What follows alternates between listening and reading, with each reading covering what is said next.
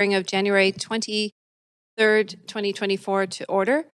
And we'll note that this meeting is convened by electronic means, and as such, council members may participate in person or by electronic means. For council members participating by electronic means, and we do have some this evening, please ensure that your video is turned on and let the clerk know if you leave the meeting for the purposes of confirming quorum. And I'll note that that is important because we are exactly at quorum at this moment. Council members are reminded that in accordance with section 14.13 of the procedure bylaw, you must enable your video. So if councillors attending by electronic means lose connection during any portion of the hearing, we will recess the meeting until your connection is restored.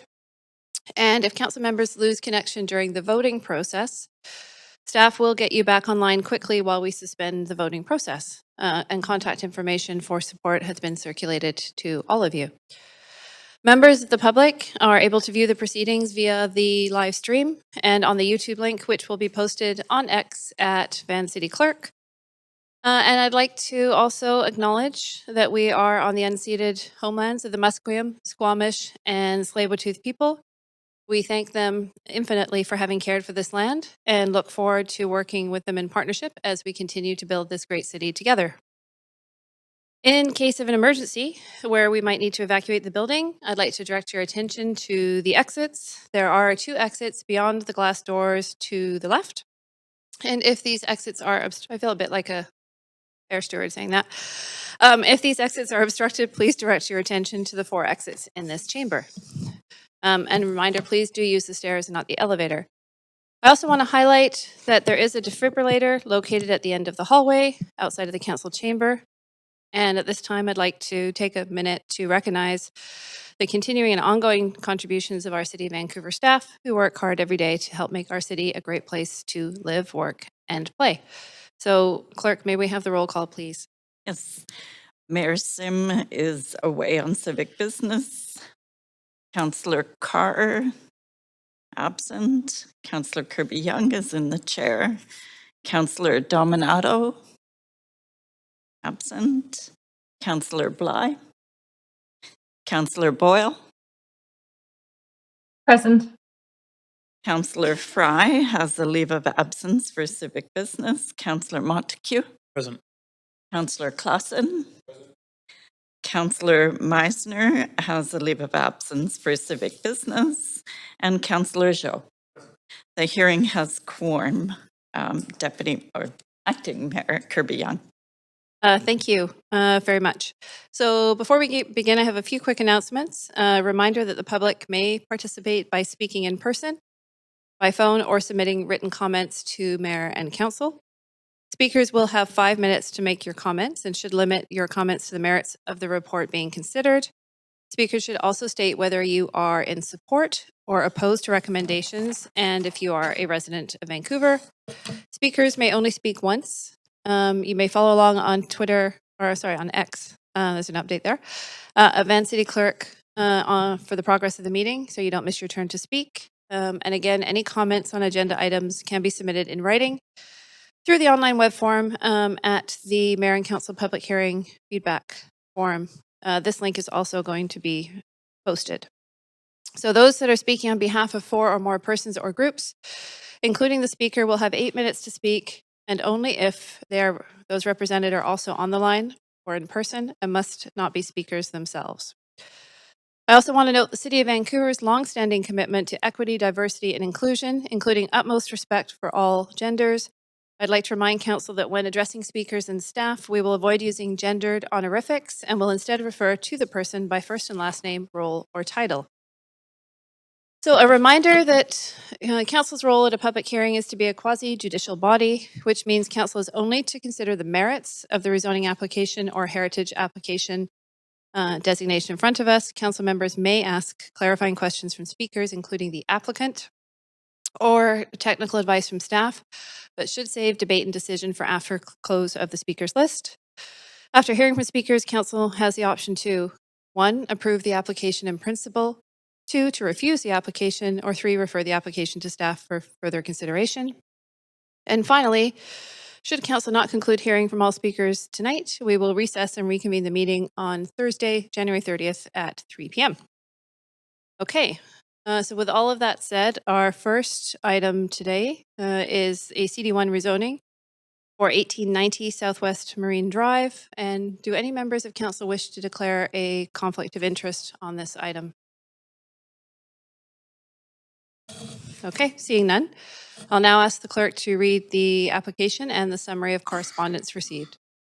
This is an application by the Stuart Howard Architects to rezone 1890 Southwest Marine Drive from R11 Residential Inclusive District to CD1 Comprehensive Development District. This is to permit the development of 28 secured market rental residential units, a floor space ratio of 0.75, and a height of 13.8 meters are proposed. The General Manager of Planning, Urban Design, and Sustainability recommends approval, subject to conditions set out in the summary and recommendations. The following correspondence has been received since referral to public hearing, one piece of correspondence in support, and one piece of correspondence in opposition. This represents all correspondence received up to 5 p.m. today. Thank you. This is now our first call for speakers. Any speakers to the item who wish to speak to council can call toll-free 1-833-353-8610, followed by participant code 1061 445 # before the close of the speakers list, and the phone number will be posted on X and available on the live stream. There will be an opportunity for new speakers and missed speakers to be added at the end of the registered speakers list tonight. And council, since we do have speakers registered for this item tonight, I do suggest that we hear the staff presentation, and we have staff from Planning, Urban Design, and Sustainability here to present the application. And before they begin, I also want to note that we have a public policy class and their instructor from Adler University who have joined us in the council chambers to observe our democratic proceedings. So I just wanted to welcome them. But I'll turn it over to staff to read the application. Good evening, Acting Mayor and Council. My name is Carly Rosenblatt, rezoning planner for this application, which proposes to rezone a site at 1890 Southwest Marine Drive under the Affordable Housing Choices Interim Rezoning Policy. The subject site, shown in red, is made up of one lot and developed with a single detached house. The existing zoning is R11 Inclusive Residential. Surrounding sites are also zoned R11 and developed with detached houses. To the west is a seniors care facility known as Casa Mia, and to the south, below an escarpment, is an 82-unit bare land strata developed with detached houses and duplexes known as the West Angus Lands, Zone CD1. The site is approximately 4,015 square meters in size, and the property contains one rental tenancy, which is not eligible for provisions under the Tenant Relocation and Protection Policy. The site is located within close distance to a number of parks, as shown on the slide. The Marple Branch Vancouver Public Library, 2 elementary schools, and a childcare facility are all within a couple of kilometers of the subject site. In addition, there are multiple shopping districts, bicycle routes, and transit routes nearby the subject site. The Housing Vancouver strategy sets a target of 20,000 new market rental housing units across the city to help address Vancouver's historically low rental vacancy rates. This rezoning application is being considered under the Affordable Housing Choices Interim Rezoning Policy, which was approved in 2012. In December 2021, Council approved the Secured Rental Policy, SRP, which consolidates opportunities for rezoning for secured rental housing previously contained in the AHC policy and the previous Rental 100 policy. This site is not eligible for redevelopment under the new SRP, but is allowed under the AHC policy. While the AHC policy was closed to new rezoning inquiries after June 30th, 2019, applications received up to June 30th, 2022 could continue to be reviewed and assessed under the AHC policy. This application was submitted on June 30th, 2022, and therefore can still be considered today. The intent of the AHC policy is to deliver 100% secured rental housing. Rezoning applications considered under the policy have to meet a number of criteria, including fitting contextually with neighboring development and meet location requirements. The subject site, represented with the yellow star on the map, is located within 100 meters of an arterial street, where ground-oriented forms up to 3.5 stories or 4-story apartment buildings for market rental units may be considered. The AHC policy allows for a maximum of 2 projects within 10 blocks along an arterial. There's no other AHC projects that have been considered within 10 blocks of the site, and there are currently 3 in-stream AHC applications remaining. The application was submitted on June 30th, 2022. It proposes 28 secured market rental units in stacked townhouses. 75% of the units are family units made up of 2 or 3 bedrooms. The building height is 13.8 meters and has a density of 0.75 FSR. The proposal includes surface parking and 1 level of underground vehicle and bicycle parking, with access off Southwest Marine Drive, as there's no lane.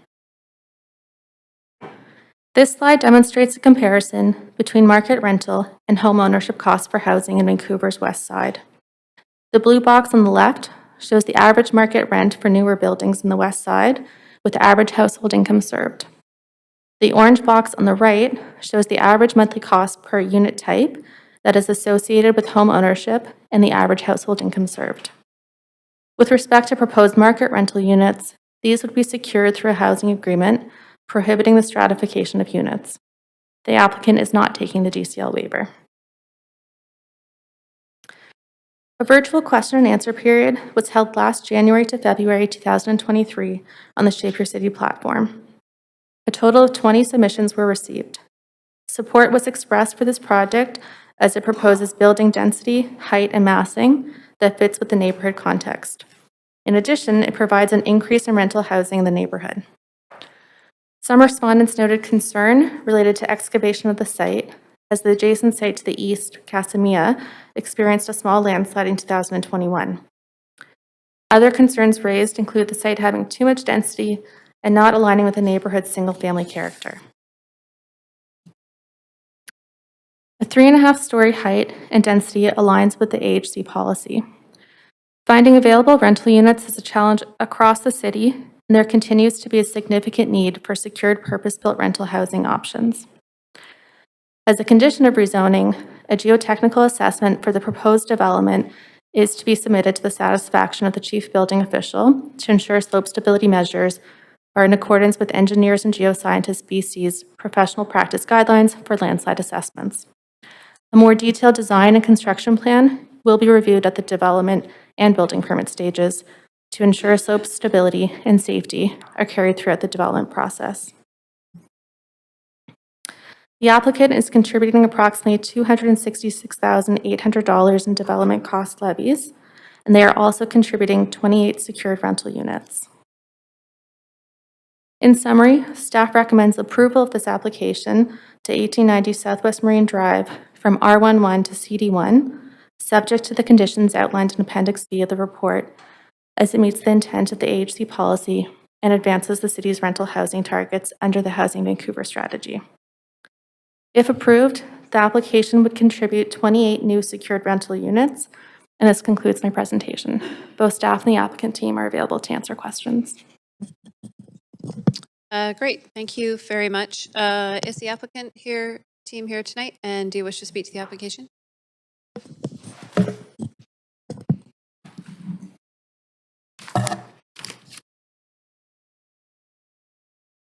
Thank you, Acting Mayor. Not specifically, but if council had any questions, we'd be happy to answer them.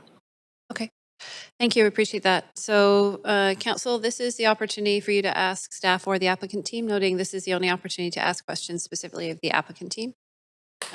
So I see Councillor Carr. Councillor Carr, go ahead. Yeah, thank you. I do have questions for the applicant team.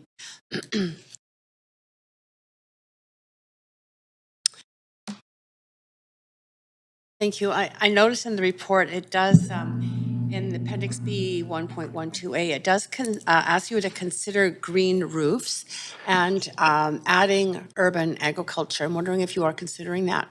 Not green roofs per se. Our approach to this project was to integrate more as seamlessly as possible as a 28-unit could in a neighborhood. So the idea in this neighborhood, what we were trying to do was actually have a pitched roof form that more gently integrated to the single-family character of the neighboring neighborhood.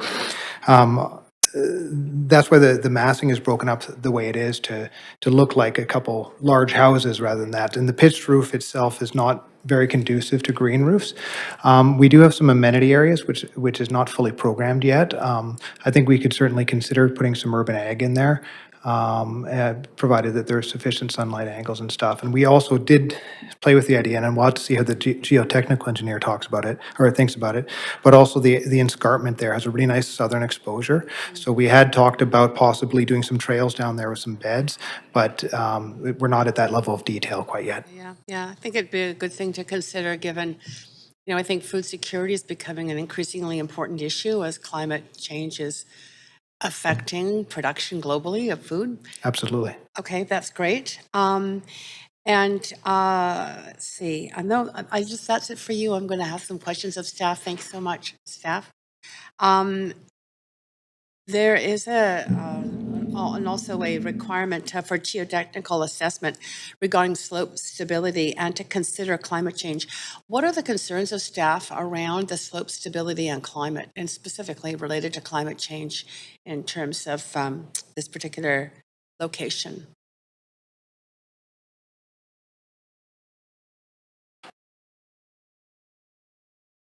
Thank you for your question, Councillor Carr. The geotechnical requirement is that there would be an appropriate engineering professional that would be required to provide design and construction reviews to ensure safety to the development and surrounding area. And so it's really something that the city would rely on a qualified professional to provide that information, and the details of how it addresses climate change, I imagine, would be included in an up-to-date report. I guess I'm thinking particularly if staff have identified, maybe from engineering or sustainability, any particular risks, given the location, the slopes, the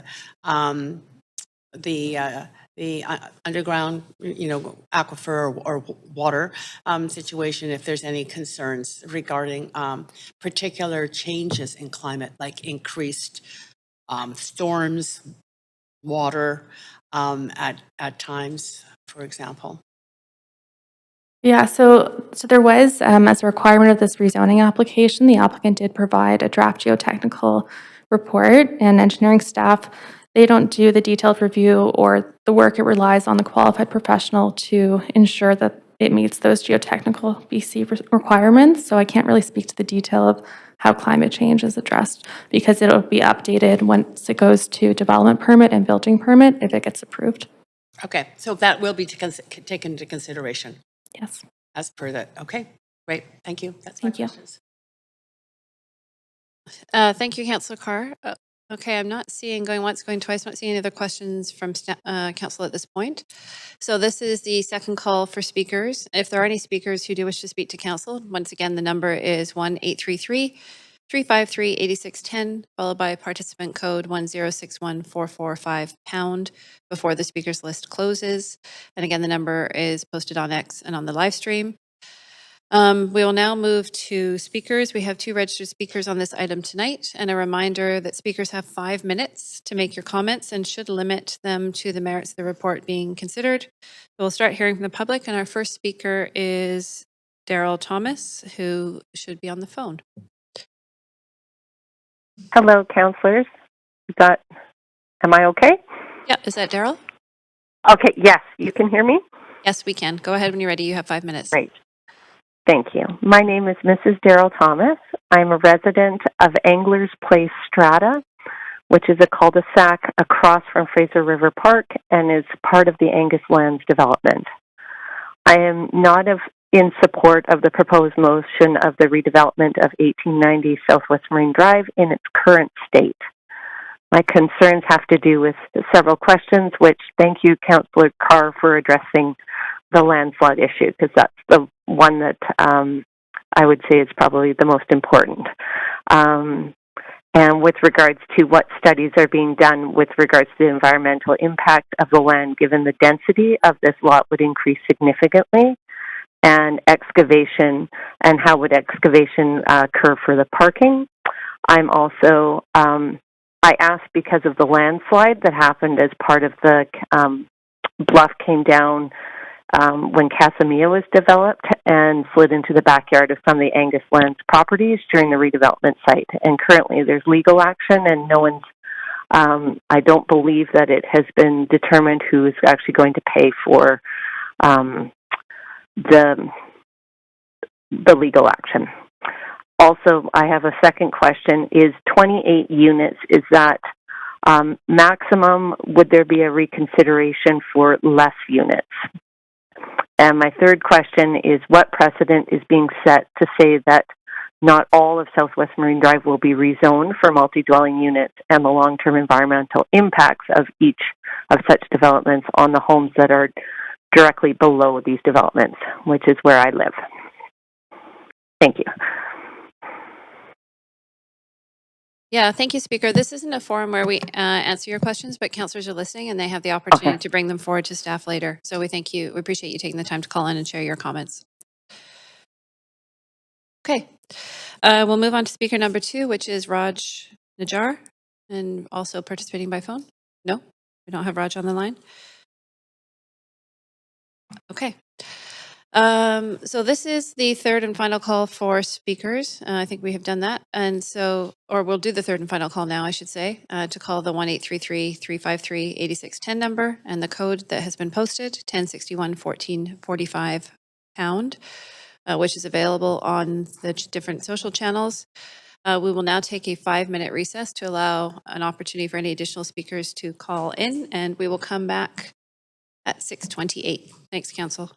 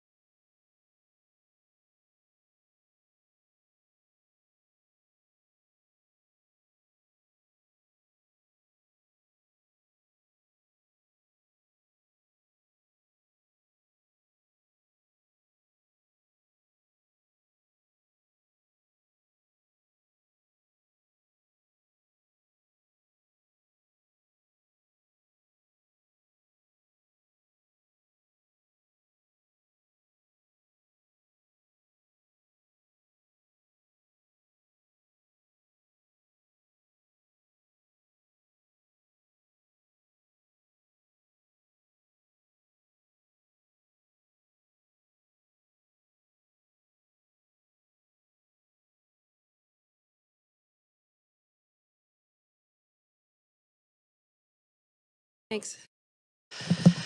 Okay, welcome back, Council. I'm just going to ask the clerk to confirm if we have any additional speakers for this item that have called in or not.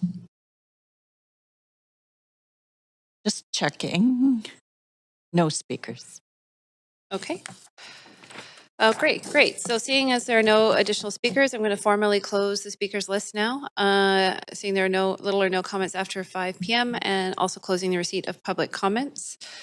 And at this point, I'm going to look to see if the applicant has any closing comments.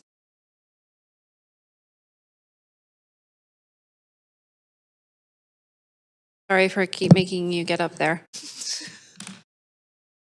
Sweat. Thank you, Acting Mayor. Just a couple comments. There's a question from the caller about precedent setting. As this is now a defunct policy upon which we're made this application under, so it wouldn't actually be precedent setting because that policy is now closed. And as your staff mentioned, the new policy actually excludes this area from rezoning for rental. Also, in regards to geotechnical, we talked about it briefly, but we have to do a fairly comprehensive geotechnical analysis as part of our further applications. But I will note that as part of our conditions from staff, we did have to get consultation with the Department of Fisheries and Oceans because the stream that goes across this property does serve fish-bearing water. So we had to do a fairly comprehensive geotechnical assessment of the waterway and all the area around it to satisfy them. So that was done as part of our study so far. Great, thank you very much. Appreciate that. And I'll ask staff if you have any closing comments. Thank you. We have no closing comments. Great, thank you. And at this point, do council have questions for staff? And I see we have a couple. Councillor Bly, you have the floor. Oh, thanks very much. And just appreciate the applicant addressing one of or two of those questions. So I just have a question, a quick follow-up. It's related to the tree retention, and I didn't ask that before asking the applicant. So I wonder if just staff could advise council in terms of going to development permit, what can council expect in terms of tree replacement, recognizing that 18 of the 30 trees, I believe, will be removed? And it says that tree retention or tree replacement strategy will be determined at development permit stage, but just curious what council can expect to happen there based on past and the nature of this particular development. Thank you for your question. And you are correct that there's 18 of the trees that are proposed for removal and 12 are proposed to be retained.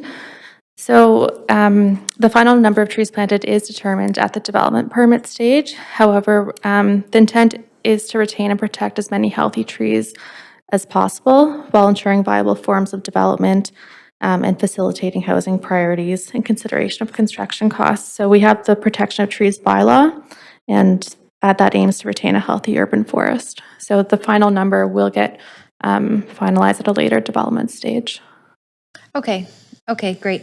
Would you just mind, and it was clarified by the applicant and just to be confirmed by staff that the affordable housing policy that this is now, that this fell under because it was grandfathered in based on a previous date, the new policies are have this area as exempt from sort of more of a multifamily dwelling type development at this particular moment?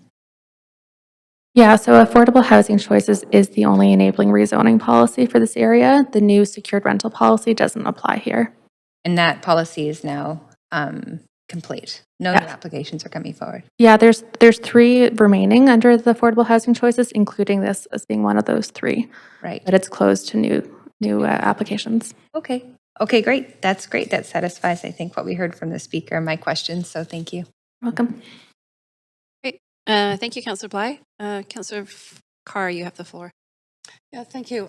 Just a question to staff, and that is, excuse me, regarding the geotechnical assessment and slope stability studies. I just want to go over this again. There's a concern around considering this particularly for climate change, and given that there was already a landslide in the area. So if those reports turn out to really pose some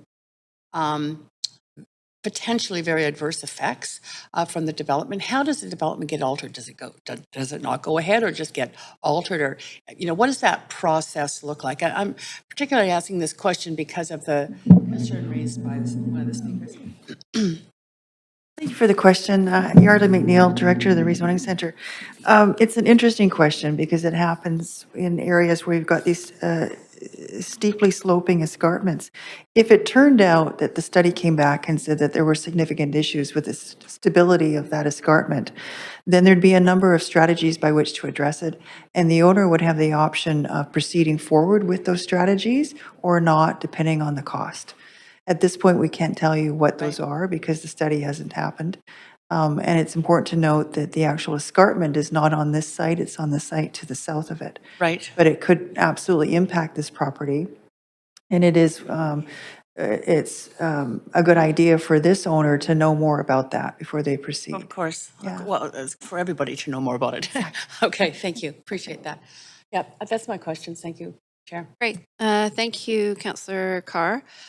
Council will now make a decision on the application. Moved by Councillor Bly, seconded by Councillor Klassen. And apologies to people online. I don't have a direct line of sight, so I'll ask the clerk if you pop your hands up. So now been moved. Is there any debate? I see there is some. Councillor Carr, go ahead. Unfortunately, my timer, I think, just continued going from when I was on before. It wasn't stopped for the debate. It just kept going. Thank you. Yeah, so I think that, there's some concern that's warranted around the site. I'm sure see the applicant nodding. there is concern. There's concern for the neighbors, and I'm quite though confident that once the studies are done, the geotechnical studies, subsurface studies, there's either going to be have to be modification or not, depending on those, and it will be in the hands of the applicant to determine a go-ahead at that point. I'm happy that there's a lot of retention of trees. It was put on the record publicly that 18 of the 30 trees on site are being retained. But also, I noted in the report that 42 trees that are shared with adjacent lots are also going to be retained. So there's a fair amount of tree retention, which is very helpful in terms of slope stability. And I really appreciate the applicant's response around adding sort of urban agricultural potentials, whether it's on the slope or whatever, but on site. It may not be a green roof, but if there's urban agriculture, I think that that's really particularly important in an era of, as I've already mentioned, radically changing climate where food security is only going to become that much more critical, not globally, but here as well because of the global consequence. So therefore, I'm going to support. Thank you, Councillor Carr. Councillor Bly, closing comments? Thanks very much. I'll just speak briefly in support of this application. I think this is a fairly unique application based on what we typically see. I'm excited to see it in that sense. I mean, we often hear about the need for housing and that infill housing would be sort of the ideal for most adjacent community neighbors, what have you. And while that is often not realistic and economically not viable, here we have this 28-unit rental townhouse, West Side, Southwest Marine Drive, in amongst some pretty huge mansions. So I'm not sure how this has happened, but I think it's good.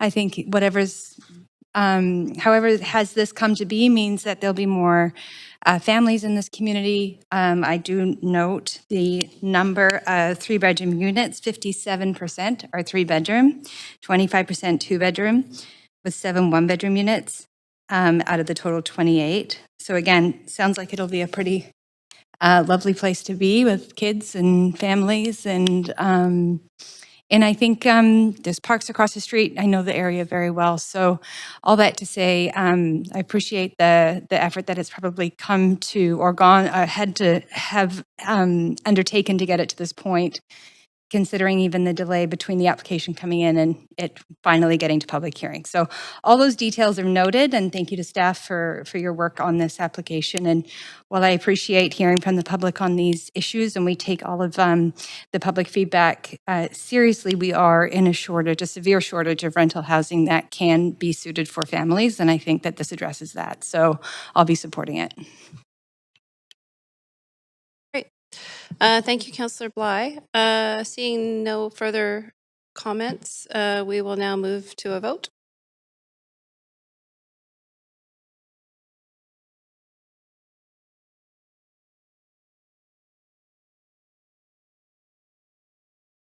Chair, I'll take a vote assist in favor, please. Clerk, can we get a vote assist in favor for Councillor Dominato? Okay. That passes unanimously with Mayor Sim, Councillor Fry, and Councillor Meisner absent. And that concludes item 1 this evening. Okay, so that moves us on to our second item. Reset on my screen, which is a CD1 rezoning for 1055 Harwood Street. And does any member of council wish to declare a conflict of interest on this item 2 before we begin? Nope, seeing none. I see we're switching teams. We'll just give everybody a chance to settle in for a second.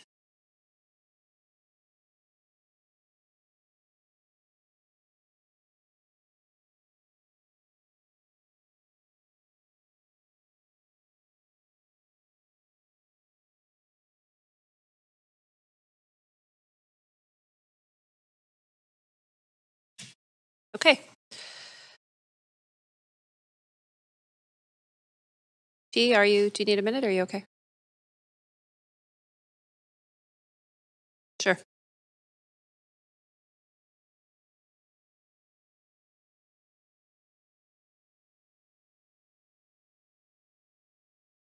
Great. Okay, so I'll now ask the clerk to read the application and the summary of correspondence received, please. This is an application by GWL Realty Advisors, Inc. to rezone 1055 Harwood Street from RM-5A Residential District to CD1 Comprehensive Development District. This is to permit the development of a 32-story residential building with 269 secured rental housing units, of which 20% of the residential floor area will be secured as below-market rental units. A floor space ratio of 11.9 and a height of 91.44 meters with additional height for mechanical appurtenances are proposed. The General Manager of Planning, Urban Design, and Sustainability recommends approval, subject to conditions set out in the summary and recommendations. 8 pieces of correspondence in support has been received up to 5 p.m. today since referral to public hearing. Thank you very much. Okay, I'll now make my first call for speakers. Any speakers for the item can call the familiar number, toll-free 1-833-353-8610. Followed by participant code 1061 before we close the speakers list. This number again is available on X and on the live stream. And there will be an opportunity to remind everybody for new speakers and missed speakers to be added at the end of the registered list. Since we do have speakers tonight, Council, I do suggest we hear the staff presentation, and we have Chi Chan from Planning, Urban Design, and Sustainability here to present the application. Go ahead. Good evening, Acting Mayor and Council. My name is Chi Chan. I'm the rezoning planner for this application at 1055 Harwood Street. The site, shown in red, is located on the north side of Harwood Street between Burrard and Thurlow Streets in the West End neighborhood. The area is well served by parks, public transit, bike routes, childcare centers, and community facilities, including the Gordon Neighborhood House. The site is currently zoned RM5A and is occupied by a 3-story apartment building. There are 26 existing tenancies on the site, which are eligible under the city's tenant protection and tenant relocation and protection policy. They're eligible for financial compensation, moving expenses, assistance in finding alternative accommodations, and the right of first refusal to return to the new building. This application is subject to 3 policies, and I will go through each of these in turn. First, we have the West End Plan, adopted in 2013, that guides the changes for this area over the next 30 years. The plan identifies villages, neighborhoods, and corridors. It locates the additional density along the perimeter of the West End in the Georgia and Burrard corridors with clear criteria for redevelopment, including height limits while maintaining sunlight onto open spaces. Second, the accompanying rezoning policy reinforces the plan's direction. Specifically, rezoning can be considered in Area E of the Burrard corridor if 25% of the floor area is for social housing. Forms are managed through tower thickness and site frontages. A previous application under this option was approved by Council in 2018 for this site, but has since been withdrawn to permit the consideration of the current rental proposal, which I'll talk about in a moment. In 2020, Council approved an alternative to the inclusionary social housing requirement in the Burrard corridor as a temporary program to enable additional rental housing in the West End, which in this presentation I will refer to as the secured rental policy option. Under this secured rental policy option, proposals can be considered for 100% secured rental housing in which a minimum of 20% of the residential floor area is secured as below market rental. This application is coming in under this secured rental policy option. Just a note, the interim secured rental policy option was made a permanent option of the West End policy by Council in March of 2023. This proposal is for a 32-story residential rental tower. It contains 269 secured rental units, of which 217 of them are for market rental, and approximately 52 are for below market rental. An FSR of 11.9 and tower height of 300 feet are proposed. This application was submitted in December 2022, which represents an approximately 13-month review process to this public hearing. The average starting rents for the below market and the market rental units are shown on this table, as well as the average annual household incomes that they serve. The average starting rents for the below market units are to be discounted. A portion of them will be at 20%, and another portion will be at 50% below the CMHC average market rents for the West End. Based on CMHC data from October of 2022, the rental market survey, rents for below market units would range from $670 for a studio unit to $2,500 for a 3-bedroom unit. In comparison, the average starting rents for market units range from $1,940 to $4,400 for studios to 3-bedroom units.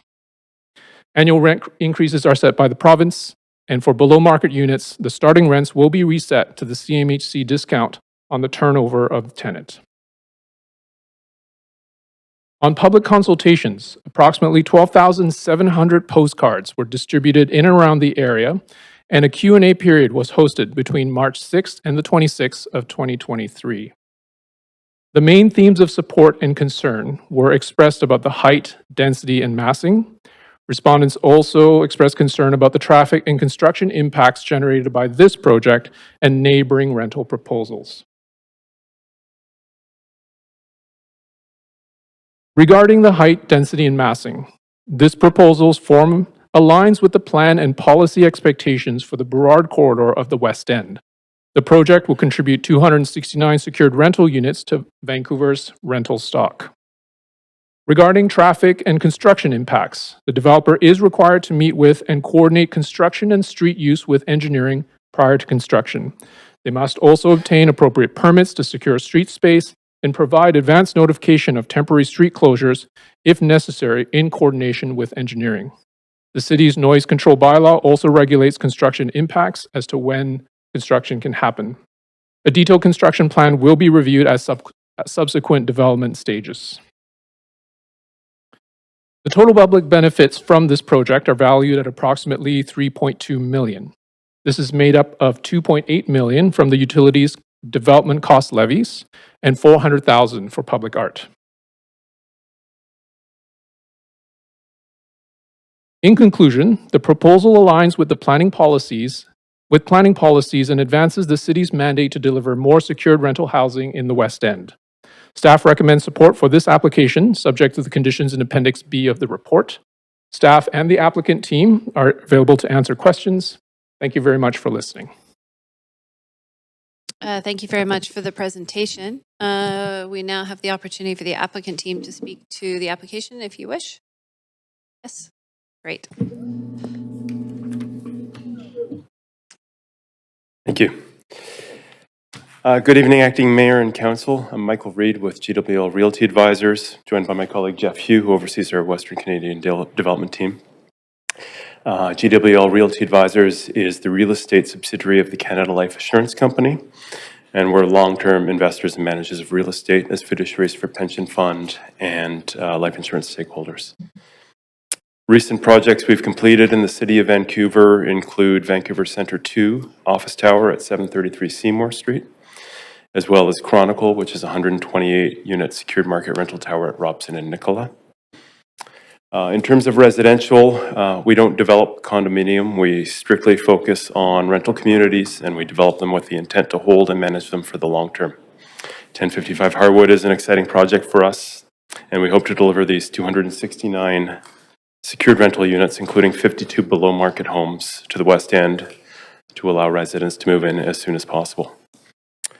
I am joined this evening by our architect, landscape architect, transportation planner, and virtually by our tenant support team. And they and I will remain available for any questions that you may have. And otherwise, we thank you for your consideration of this application. Thank you very much. This is an opportunity for council now to ask questions either to staff or the applicant team.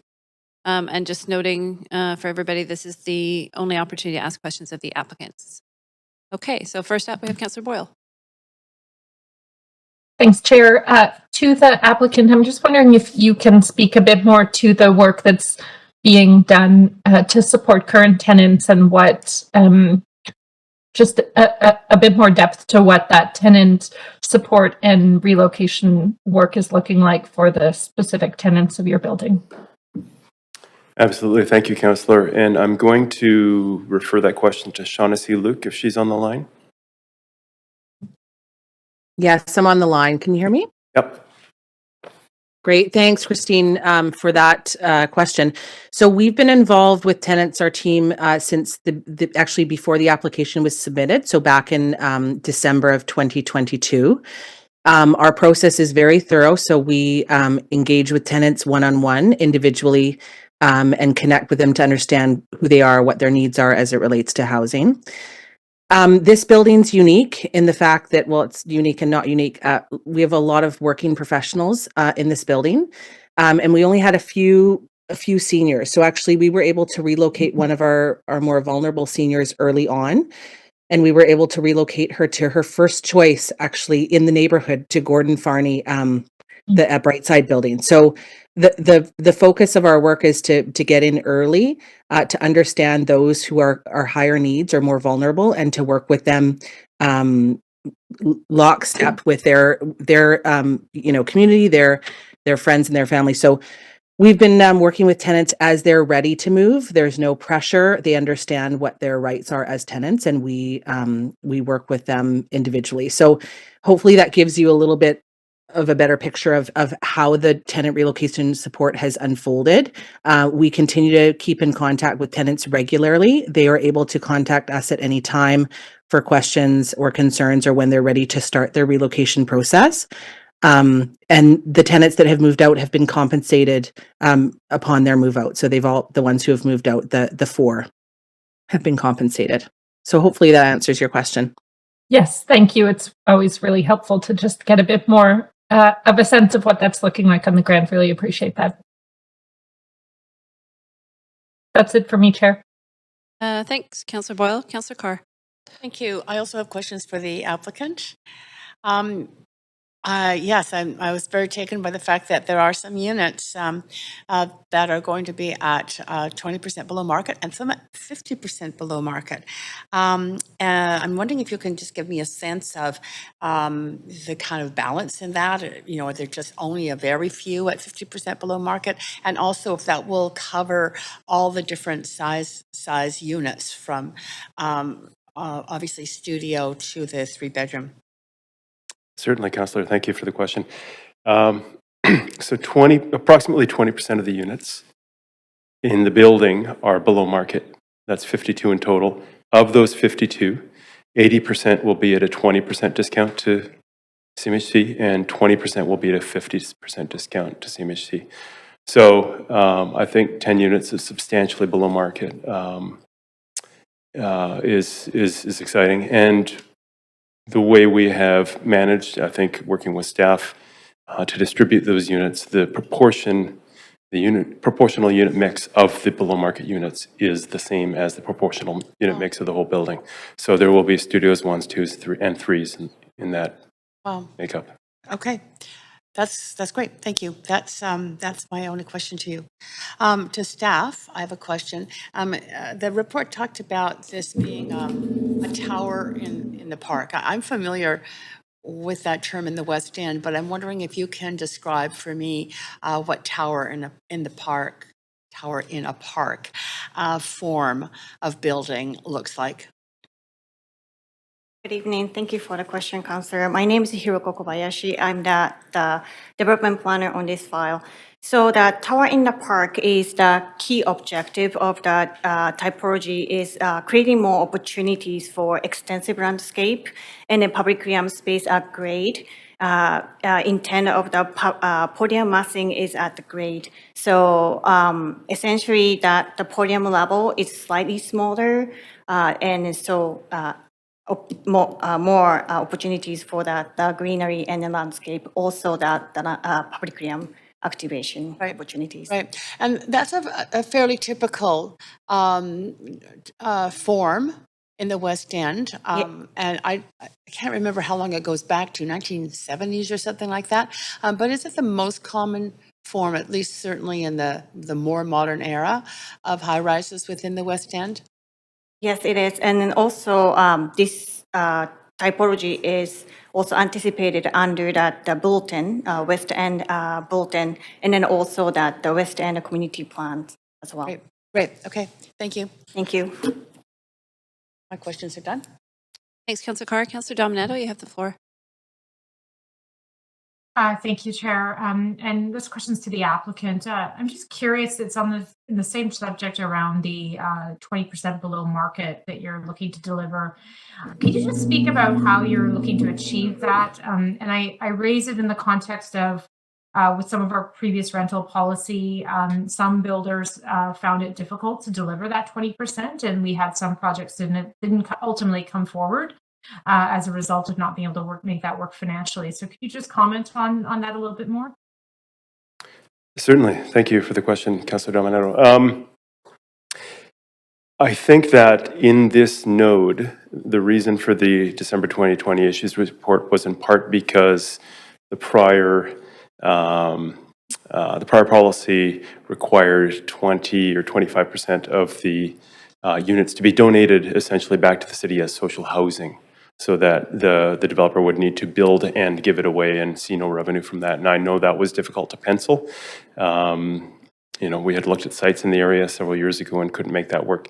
I think as long as the developer is allowed to retain the 20% below market units, you know, it's every aspect of it is challenging, but we've been able to make it work thus far in our pro forma underwriting. Okay, thank you. I appreciate that. Okay. Thanks, Councillor Dom. Sure. Is that all? Yeah, that's it. Thank you. Great. Thank you. Okay. So this is now our second call for speakers who can call the by now familiar number of 1-833-353-8610, followed by the participant code 1061445#. Before close of the speakers list, and again, the phone number will be posted and available online. We will now turn to public speakers who have 5 minutes to make your comments, and a reminder to please limit them to the merits of the report being considered. So we'll move to hearing from the public. We have 2 registered speakers, and the first is Terry Smith by phone. Terry, do we have you on the line? Hello? Can you hear me? Yes, we can. Hi there. Go ahead when you're ready. You have 5 minutes. Thank you. Good evening, councillors. My name is Terry Smith, and I'm the Executive Director of the West End Business Improvement Association, and we wish to express our support for the rezoning application submitted by GWL Realty Advisors for the 100% secured rental project at 1055 Harwood Street. The West End BIA, which represents approximately 650 businesses and commercial property owners along our 3 main commercial streets of Davie, Denman, and Robson, was highly engaged in and supportive of the development of the West End Community Plan and its overarching principles for guiding positive growth and development, as well as fostering a resilient economy in the neighbourhood. In accordance with this, GWL's proposal will deliver much-needed new rental housing options with the addition of 269 rental homes. Specifically, and as mentioned several times, 20% or 52% of the units will be rented at below market rate, 80% of which will be at 20% below CMHC median rents, and the remaining 20% will be at 50% below CMHC median rates. 35% or 94 rental homes will be family-oriented with 2 or more bedrooms, and lastly, the remaining 217 homes will be rented at market rate. It is our opinion that density done well with a diversification of housing options helps build complete communities, promotes environmental and economic sustainability, and overall community well-being. The 1055 Harwood Street project will bring affordable rental housing to the West End, which will support a localized workforce and contribute to the placement of more people living near active transit, shops, and services. Further, GWL also recently completed and successfully manages Chronicle, a mixed-use rental building located at Robson and Nicholas Streets, which added to 127 additional housing units, 4 commercial spaces, and has been a positive addition to Lower Robson's landscape. They have proven to be committed to building community and have forged strong relations with the West End BIA. Based on the above, the West End BIA strongly supports this important neighbourhood rental housing project. Not only will this proposal provide critical market and below market rental housing, it will also support the economic vitality of the surrounding business community. Thank you. Thanks very much, Terry. I'm not seeing any questions for you, so thank you for taking the time to call in. We appreciate it. Of course. Thank you. Thank you. Okay, speaker number 2 is Randy Hilton by phone. Do we have Randy? Can you hear me? Yes, we can. You have 5 minutes when you're ready. Oh, okay. Oh, great. Thank you very much. Yes, it's Randy Hilton here. I've been with West End Neighbours for 14 years, and City Hall Watch as well. And for years, I've been watching civic policy with great interest because it just affects our lives so much in everyday life. But I've noticed a lot of turnover at City Hall among civil servants and the elected officials. And I often wonder about the institutional memory, if there's enough monitoring and tracking of the impacts of council decisions over time. Are the benefits being maximized and negative impacts being minimized? Regarding this 1055 Harwood and the rezoning before you tonight, from my reading for the context, in addition to what was mentioned by the rezoning planner, this I don't think was mentioned in any of the documentation, but prior to the West End Community Plan, this was a collectively owned and occupied co-op tenure with 30 units in it. And then the 2013 West End Community Plan did massive upzoning here for basically luxury strata condos with a small amount of social housing. And after that time, Strand and Intercorp purchased the property because they were on the name listed for the public hearing in July 10th, 2018, when the rezoning was actually approved up to 30 stories. So that was a major moment in time, July 10th, 2018. According to the conditions in that time with the rezoning, there were supposed to be cash contributions of $6.6 million, and they were to be allocated to the West End Community Center development. I'm just like, I don't know if council should be aware of what happened to that money. Was it paid? I think it should have been because the rezoning was approved. There was also supposed to be $253,000 of public art that was paid conditional upon the rezoning. Did that money get paid? And if so, how can citizens and even city council know whether that was done? And then subsequently, under DP 2018-00885, there was an application, but it's not clear to the public whether that was approved or not. And if it was approved, what were the conditions? Then in 2020, under Mayor Kennedy Stewart and the previous council, this interim rezoning policy was adopted, as mentioned by the rezoning planners earlier. And the permitted use of the land was changed from strata condo to rental towers, which I think people agree is a good thing. But subsequent to that change, after 2020, from my research, it appears that Strand and Intercorp sold the beneficial ownership to Canada Life Assurance Company and the Canada Life Insurance Company. So this makes me wonder if a decision of City Council actually over the rezoning and then the interim policy changes actually created a huge amount of land lift and profits for the company. This company Strand and Intercorp, which then they flipped the property to the new owners, it seems. And another big question, I think, of public interest is: did the new owners pay the property purchase tax, or were they able to avoid paying taxes to the coffers, public coffers, by using a trust? So. Final 2 points. One is that I think that in the context, this entire thing is enabled by the West End Community Plan from 2013.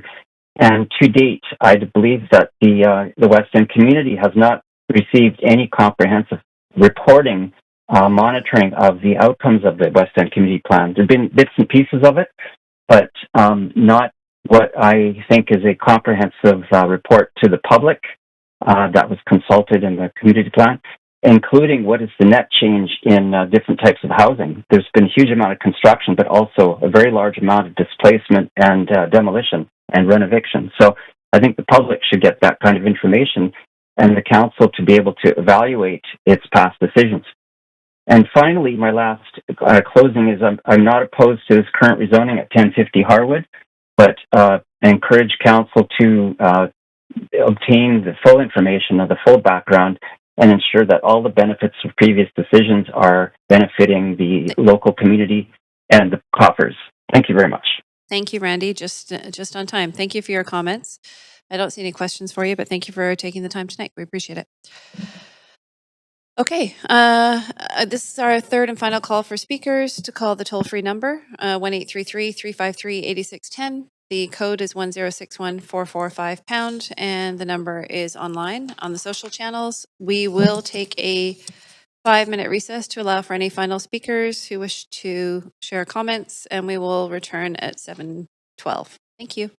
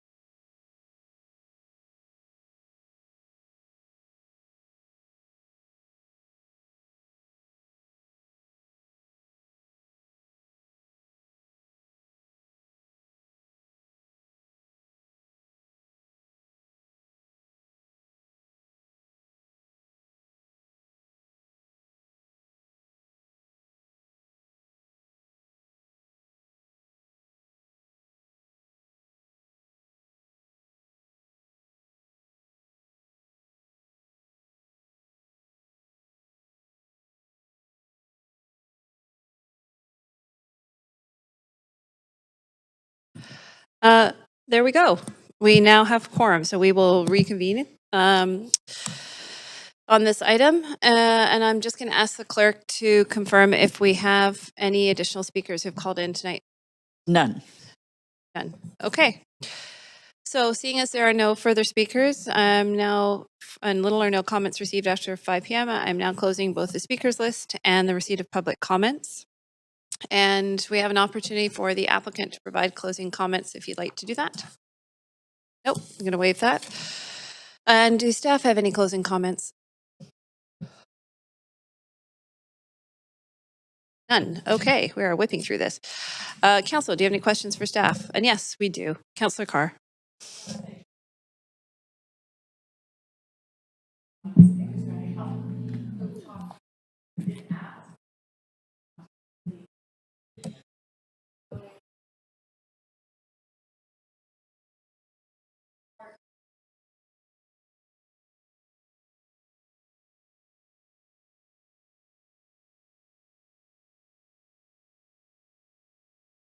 Can you give me some history on that? Yes, thank you, Councillor Carr, for the question. Yes, in July 2018, Council approved in principle a previous application for this site for a strata and social housing building. But following that, the applicant owner chose not to enact that application. Therefore, no monies were collected out of that. Instead, the owner has elected to submit the rezoning application in front of you today for a rental building. Right. Okay, that's good. That's clear. Thank you. Okay. Thank you. There we go. Tech glitch.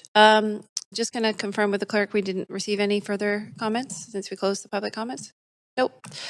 Okay, council will now move to make the decision on the application. Moved by Councillor Joe, seconded by Councillor Carr.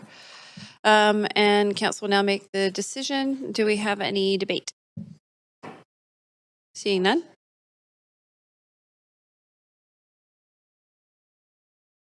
Okay, under the wire, Councillor Carr, go ahead.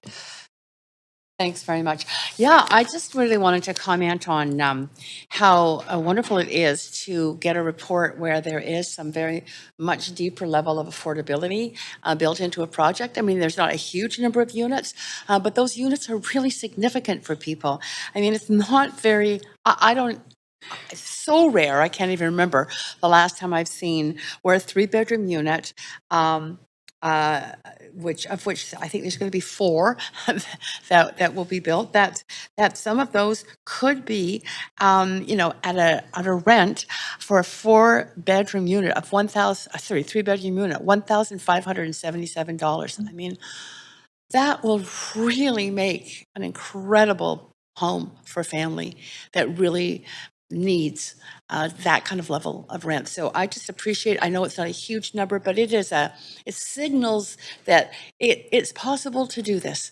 And if we had just a few in every single development, what a difference that would make within the city. So I very much appreciate the innovativeness in terms of providing those kinds of units at those kinds of rents to the public.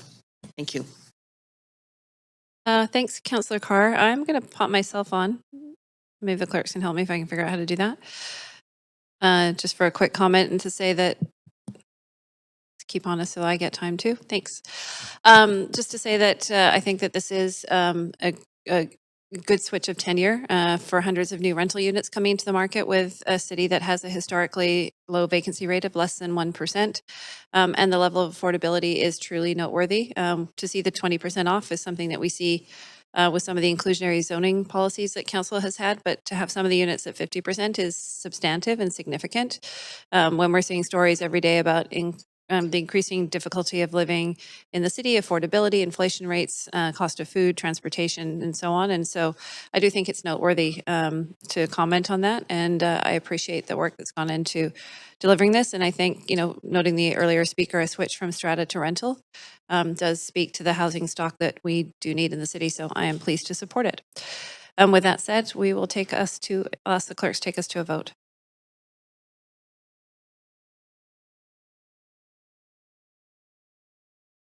Yes, thanks.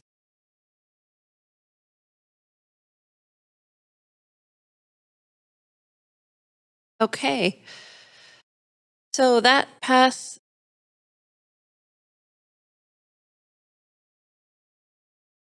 Councillor Klassen, I don't believe we've recorded your vote. Excellent. Okay, so that passes unanimously with Mayor Sim, Councillor Fry, and Councillor Meisner absent. Thank you, everybody. That concludes item 2 on our public hearing agenda. It moves us speedily along without further ado to item number 3, which is the CD1 rezoning for 3352 to 3386 Vanessa Avenue and 3347 Clive Avenue. And as the teams are coming and settling in, I will ask if any member of council wishes to declare a conflict on item 3.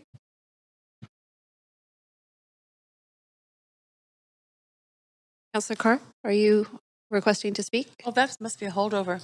Okay, thank you. Okay, seeing none, it looks like everybody's settling in. The clerk will now read the application and the summary of correspondence received. This is an application by Intracorp Vanessa Limited Partnership to rezone 3352 to 3386 Vanessa Avenue and 3347 Clive Avenue from CD1 201 District and CD1 218 District to CD1 Comprehensive Development District. This is to permit the development of a mixed-use development building with a 30-story west tower and a 33-story east tower, connected with a 6-story podium. A total of 679 secured rental units are proposed, of which 10% of the residential floor area will be secured at below-market rents. Commercial uses are provided on the ground floor along with a 37-space childcare facility. A floor space ratio of 11.38 and a maximum height of 96.6 meters, with additional height for mechanical appurtenances are proposed. The General Manager of Planning, Urban Design and Sustainability recommends approval subject to conditions set out in the summary and recommendations. The following correspondence has been received since referral to public hearing: 56 pieces of correspondence in support, 4 pieces of correspondence in opposition, and 4 pieces of correspondence regarding other aspects related to the application. This represents all correspondence received up to 5 p.m. today.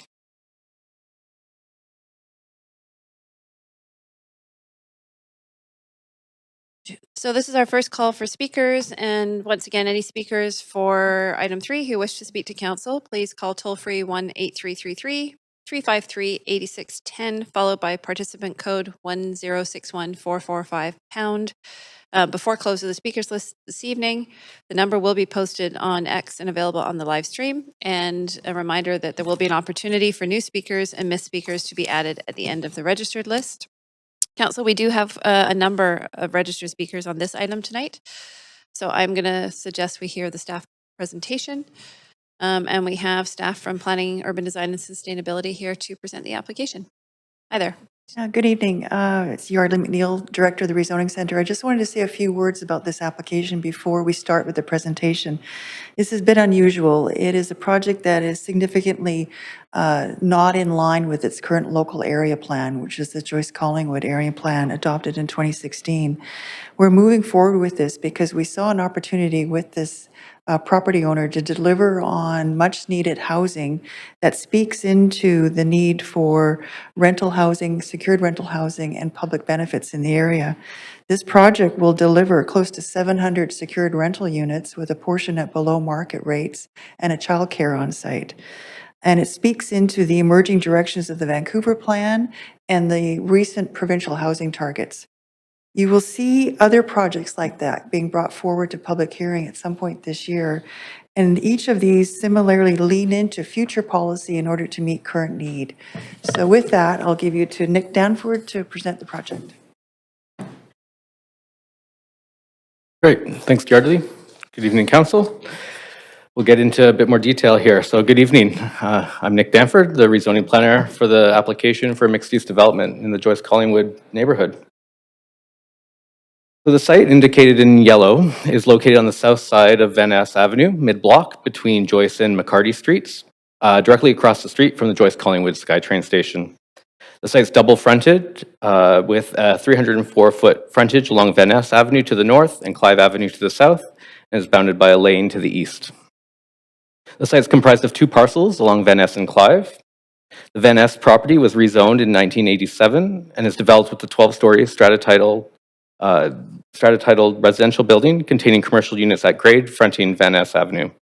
The Clive Avenue property was rezoned in 1988 and developed with a single detached house. The strata titled building contains 6 secondary rental units that are covered by the city's tenant protection policy. So going clockwise on the screen, properties to the north of the site across the Expo line, zone CD1 222, are developed with residential buildings up to 14 stories. At the intersection of Joyce and Van Ness are 2 recently approved rezoning developments with a 36-story residential building currently under construction, zone CD1 768, and a constructed 30-story residential building, zone CD1 662. Across the lane to the east are C2C zone commercial properties that are generally 1 or 2 stories. South of the site is the St. Mary's Elementary School, developed with a church, school, and 11-story residential building. Finally, the properties to the west are zone CD1 218 and are developed with single detached houses and a 4-story residential building at the corner of Van Ness and McCarty.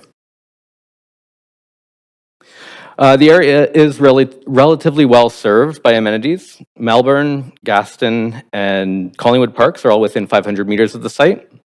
Collingwood Neighborhood House and the Annex are located within close proximity, and the Collingwood Early Child Care Center is located at the Neighborhood House just to the southeast of the site on Joyce. The site is within the Grenfell Elementary and Windermere Secondary School catchment areas. So the site is located in subarea V1 of the Joyce Collingwood Precinct Plan that was approved by Council in 2016.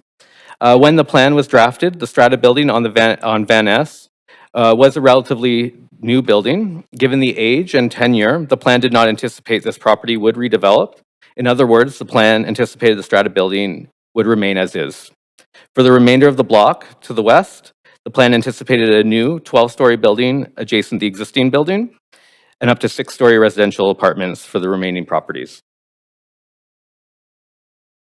The image on your screen provides the height context expected as part of the Joyce Collingwood plan. The subject site is indicated with a yellow star. Expected towers are identified with the letter T, and as you can see, the taller, higher density buildings were expected to cluster at the intersection of Joyce and Van Ness. The 2 towers marked with T north of the intersection are the developments I referred to earlier in the presentation, the 36-story residential building on the west side of Joyce and a 30-story residential building on the east. Tower forms were envisioned to decrease in height as you move further away from the station, and though the subject site is not located right at the intersection of Joyce and Van Ness, it is within meters of the transit hub and the intersection. Staff applied discretion in evaluating the policy context to guide and review this application. While the adopted Joyce Collingwood plan is the enabling policy, the emerging directions within the Vancouver plan and new provincial housing targets have also been taken into account. The Vancouver plan identifies the neighborhood adjacent to the station as a rapid transit area. The vision for the area under the Vancouver plan is for a vibrant mixed-use neighborhood, which provides opportunity for purpose-built rental, housing, childcare, and other community infrastructure. A range of building forms are envisioned, including high-density, taller buildings in strategic locations next to the station. The recently released provincial housing targets also identify the site as part of a transit-oriented area. So the rezoning application proposes a mixed-use development in the form of 2 towers connected with a podium. The west tower is proposed to be 30 stories and the east 33 stories, connected by a 6-story podium. 679 secured rental units are proposed, of which 10% of the residential floor area will be secured at below market rates, which equates to approximately 68 units. Ground floor commercial uses are proposed fronting Van Ness Avenue, and a turnkey childcare facility dedicated to the city through an airspace parcel is proposed along Clive Avenue. A total floor area of just over 40,500 square meters, or approximately 436 square feet, is proposed. This results in an FSR of 11.38. So as mentioned, approximately 679 secured market rental units are proposed. This includes 10% of the residential floor space secured at 15% below the citywide CMHC averages. The table on the screen sets out the proposed average starting rents for the below market units at today's rate compared to newer buildings on the east side. The blue column represents the average starting rents of the below market rental units at 15% below today's average rates and the corresponding average household income served by this rate. The green column represents the average rent of newer market rental buildings on the east side. The standard 2-week virtual question and answer period was held in early June of 2023. In addition, an in-person session was held at the Collingwood Neighborhood House on June 6th. 65 folks attended the in-person session, and 290 pieces of correspondence were received through the application review process. In addition, staff and the applicant met with the Joyce Collingwood Area Service Group throughout the application process to better understand the community's stakeholder comments of the proposal. The group includes organizations such as the Neighborhood House, BIA, and other community organizations. Comments supporting the proposal noted the height and density is appropriate given the proximity to transit, and folks appreciated the proposed rental tenure and affordability, as well as the childcare as a proposed amenity. Comments of concern noted the proposal did not follow the approved community plan, and folks felt that the height, density, and massing is not appropriate for the neighborhood. In addition, the lack of 3-bedroom units, amount of parking, and the need for a library for the community were also cited as concerns. In response to some of these concerns, in response to the concern about the alignment of the proposal with the plan, staff note that discretion was used in evaluating the proposal, noting the direction outlined in the Vancouver plan and the provincial TOA housing targets, and both anticipating higher density development directly adjacent rapid transit stations. In response to the comments about the 3-bedroom units, the applicant has agreed to provide a minimum of 31 3-bedroom units within the development. With regards to parking, the total parking requirements will be determined through the development permit phase of the process. Finally, staff and the applicant did hear clearly from the community that securing a library is a high priority. The Joyce Collingwood Public Benefit Strategy identifies both childcare and library as delivery priorities. Given these two priorities identified and the opportunity to secure a much-needed childcare facility within the proposal, staff are supportive of the proposed amenity. Staff see the opportunity to secure a library elsewhere within the plan area and see this as a priority within the public benefit strategy. The application was subject to a negotiated CAC process. So if approved, the development would deliver a CAC package that would include 37-space turnkey childcare facility dedicated to the city through an airspace parcel. This facility is valued at $7.75 million. An additional $500,000 cash contribution is proposed, which would be allocated towards the Joyce Collingwood Public Benefit Strategy. Rental housing with a portion of the residential floor area at below market rates is also considered a public benefit. Those contributions, along with the expected DCLs and public art from the project, the total public benefits are expected to be are valued at $24 million. So if approved, the development would add 679 new rental units with a portion of secured at below market rates and deliver a 37-space childcare facility to the city. Though the height and density proposed was not anticipated within the plan, given the site's location directly across the street from the SkyTrain station, the proposal is consistent with the vision for rapid transit areas set out in the Vancouver plan and the direction set out by the provincial housing target transit-oriented areas. Staff support the proposal, subject to conditions outlined in the report, and are available for questions. Thank you. Thank you very much. Is the applicant team here to speak? Can I see? Yes, they are. Good evening, Acting Mayor and Council. My name is Farouk Baboul, and I'm Vice President of Development at Intercorp Homes. I'm also here and joined by my colleague, Carly Morgan. We will waive our presentation tonight, but we are available to answer questions. Okay, thank you. Appreciate it. Okay, at this time, Council has an opportunity to ask questions of either staff or the applicant team. And once again, this is the only opportunity for Council to ask questions of the applicant. And Councillor Klassen, please go ahead. Thank you, Chair. First of all, thanks for the presentation. A question, and I realize that this is probably a question for staff, and we don't. I'm have been quite impressed with what's been happening over the last decade or so at the Joyce transit station. I feel like it's a very unique neighborhood, and that it has grown quite successfully. And there's I think an incredible energy that you can sort of sense around the station in terms of the population. There's a lot of street activity, and I always feel like that what the thing that's really missing for the neighborhood is more attention to the public realm. And so I realize we can't sort of encumber all of these developments with all too many responsibilities in that area. But I was wondering what sort of strategy we have going forward to try and make sure enhancing that livability piece around the station, especially at a site like this that's so close to the transit station.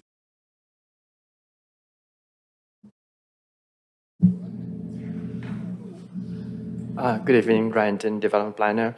So for this project, they have provided about Can I 30 just ask you to speak a bit closer to the microphone so folks online can hear? Thank you. The project has provided about 30 feet public realm improvement from the curve to the face of the building, which is beyond what the standard public realm that the city require. Also, the project also provides about the mid-block connection to how make the access from the lane from Clive Street to Venice Street more efficient and easier. Mhm. This is something I realize that it's not directly to this project, but I think as a sort of a general rule, I think we should be thinking about these transit-oriented areas to try and make them as presentable on the street. And I just feel like that with this development, there is potentially an opportunity to try and do that with that 30-foot frontage. So I'll look forward to that. I want to talk about the 3-bedroom units for the moment.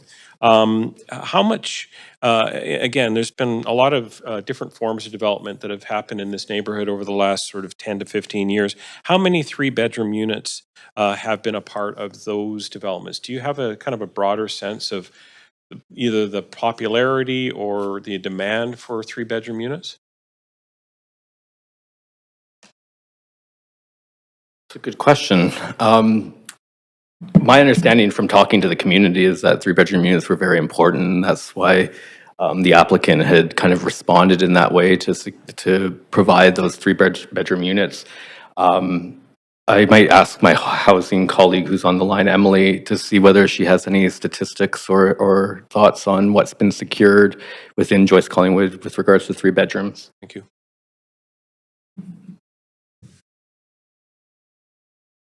Thanks, Nick. I'm actually going to pass that question over to my colleague, Annie Mabules, who's on the line. Thanks. Thanks, Emily. Yes, we were just messaging. We don't have data available at our fingertips on the 3-bedroom inventory in this part of the city. I can add, though, anecdotally, that generally speaking, we're very much under resourced for 3-bedroom units. There's quite a high need for 3-bedroom units. But yeah, unfortunately, we don't have the data at our fingertips, but we can follow up with you as once we figure out what that is. Sorry, we don't have the answer. Okay, yeah, it's for a longer discussion around.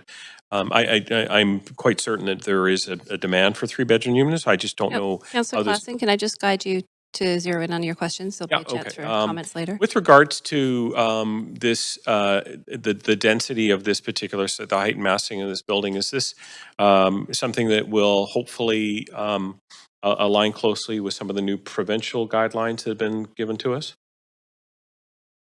Is there an attempt to try and... The proposal as presented actually exceeds the size of the TOA direction from the province. So I think the province, for those areas, is 5.5 FSR and up to 20 stories. And so this project exceeds what would be anticipated through the province. Okay. All right, thanks. That's all, Councillor Klassen? Thank you. Yeah. Yeah, thank you. Okay, so we'll now move on to our second call for speakers. And if there are any who wish to speak to the item, please call the now familiar number at 1-833-353-8610, followed by participant code 1061445#. Before the speakers list is closed, and this number is available on X and the socials, and any speakers in the chamber can come forward also at this time.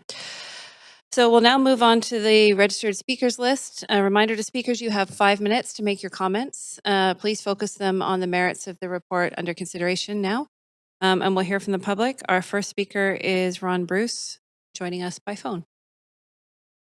Ron, are you on the line? Can you hear me?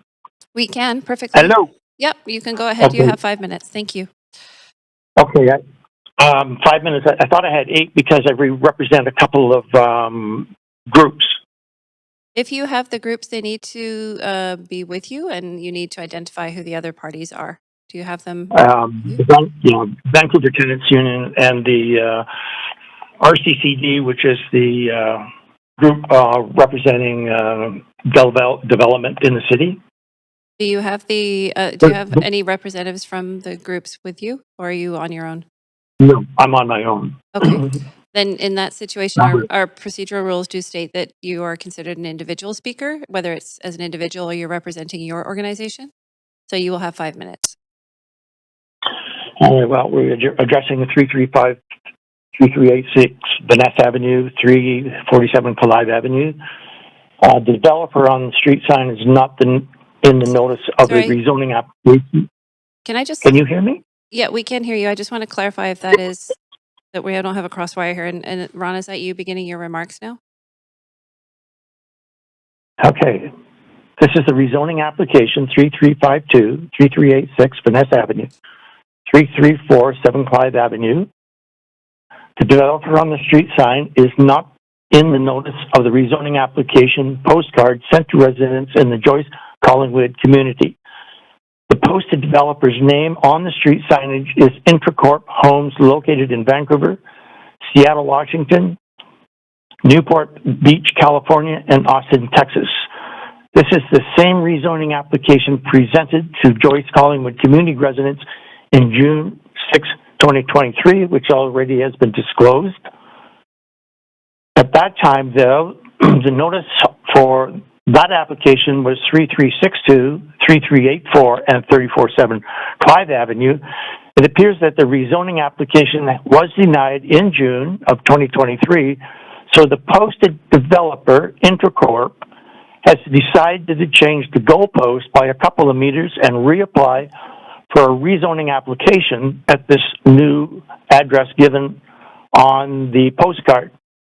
However, there is no guarantee that the developer posted will become the company on the construction site, as they could be nominees, proxies, land assemblers, strawmen, holding companies, or trusts. However, an approved rezoning application is a sovereign guarantee from the Vancouver City Council and provides to proceed.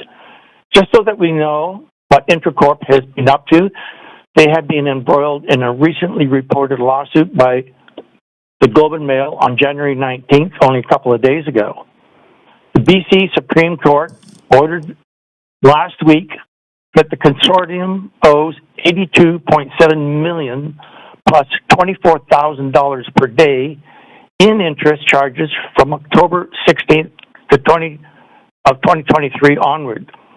The consortium appears in court documents as 14 corporate entities under the umbrella name of Harlow Holdings.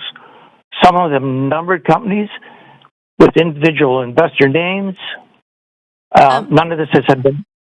Speaker, none of this has been.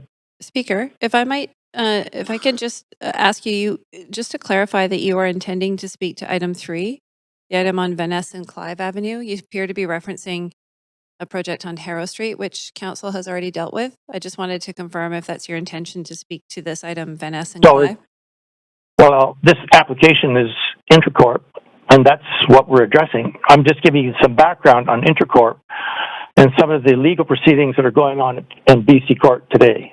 Okay, if I can focus you just to speaking to your opinion and point of view on the merits of this particular site, that would be really helpful. Thank you. Well, that is okay. I live in the Joyce Collingwood Vancouver precinct. I'm a member of the Vancouver Tenants Union and the Residents of Community Control and City Development. At this location, I don't recommend a child care facility on the ground floor or children in the building, as the noise from the SkyTrain all day will make them hearing impaired before they go to kindergarten. The highly organized Collingwood Community School, just a couple of blocks down the street from the rezoning application, operates under the direction of the Vancouver School Board.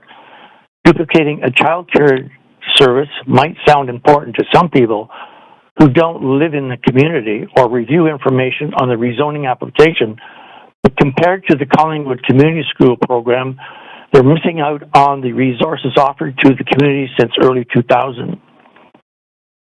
Council members wish to receive a copy of the Collingwood Community School Plan, I can send it to council members and give them a link. Then there's the commercial space supposedly being offered on the ground floor next to the proposed child center.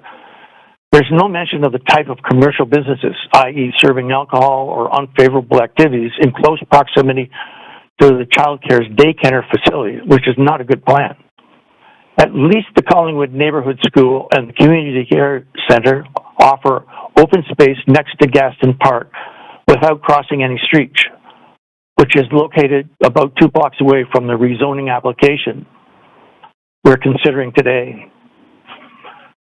Email from Kent McDougall's rezoning planner, August 9th, 2021, quote, the Urban Design Panel, UDP, does not approve or refuse projects or make policy decisions. So it begs the question as to why the Urban Design Panel get together to discuss anything regarding city planning. The application is almost identical to the notice of rezoning application given to the residents in Collingwood Neighborhood House on June the 6th, 5 p.m. to 7 p.m. The picture or rendering of the proposed high-rise building is a cut and paste of the current rezoning application. The rezoning planner's name in 2023 was given as Nicholas Danford. The current application provides no reference to a rezoning planner, only a reference to an outdated Joyce Collingwood Station precinct plan as the guiding light. Ron, you have reached your 5 minutes, but you did provide some very comprehensive comments, and so we thank you for taking the time tonight. Thank you for calling in. So for the rest of the presentation, is there a place to mail it? Yep, there is a link on the website that you can email your comments into Mayor and Council under the public hearing link on Vancouver.ca, and you can send additional comments that way if you'd like to do that. Okay, well, there's quite a few comments, but the development in this That's fine. area. That's fine. We're happy to receive them, but I do need to move on to the next speaker to give everybody equal time. Thank you very much for your remarks. Okay, we'll move on to speaker number 2 now, which is Brian Yan Muck, also by phone. Can you hear me? Yes, we can. Please go ahead. You have 5 minutes. Wonderful, thanks. Hey, everyone. I'm Brian. I'm a resident of the property being considered for rezoning and redevelopment. I live in one of the tower portion. And I'd just like to express my support for the project. I've lived in Vancouver for 10 years, 4 years downtown before I moved in for the last 6 years. So I had a chance to really see how the community has grown and really, So, I chose to live in this area because for a number of reasons that many of you are probably familiar with. One, it's close to work, where I work downtown, close to Metrotown. I have a number of family and friends that live nearby. I went to school for SFU, so transit was super easy to get to Surrey, Burnaby, Kingsway is a walk away. I didn't own a car when I moved in, so one of the benefits of living in Joyce is I could use Evo or Car2Go to get around. And love that there were so many parks to go for walks, close shops. I frequented the restaurants and shops nearby regularly. And for those reasons, I've experienced the major benefits of working and living in the community, and just many of my neighbors and building mates have also expressed to me their love of the location, the convenience that it affords them. And then just anecdotally, the struggle, we all know the struggle of housing for rentals. I have friends that have listed their rental suites in the area that have received hundreds of views on their listing, dozens of applications, so there's a high demand for rental. I also have friends on Facebook that are publicly posting about their struggles to find a place to live. So that's them moving away and coming back. So for all those reasons, just wanted to express my support again that for the rezoning and redevelopment for the additional rental units in density close to transit. Thanks so much. Great. Thank you, Brian. Thanks for calling in. Appreciate it. Our next speaker 3, is Fiona Yingbing Chan.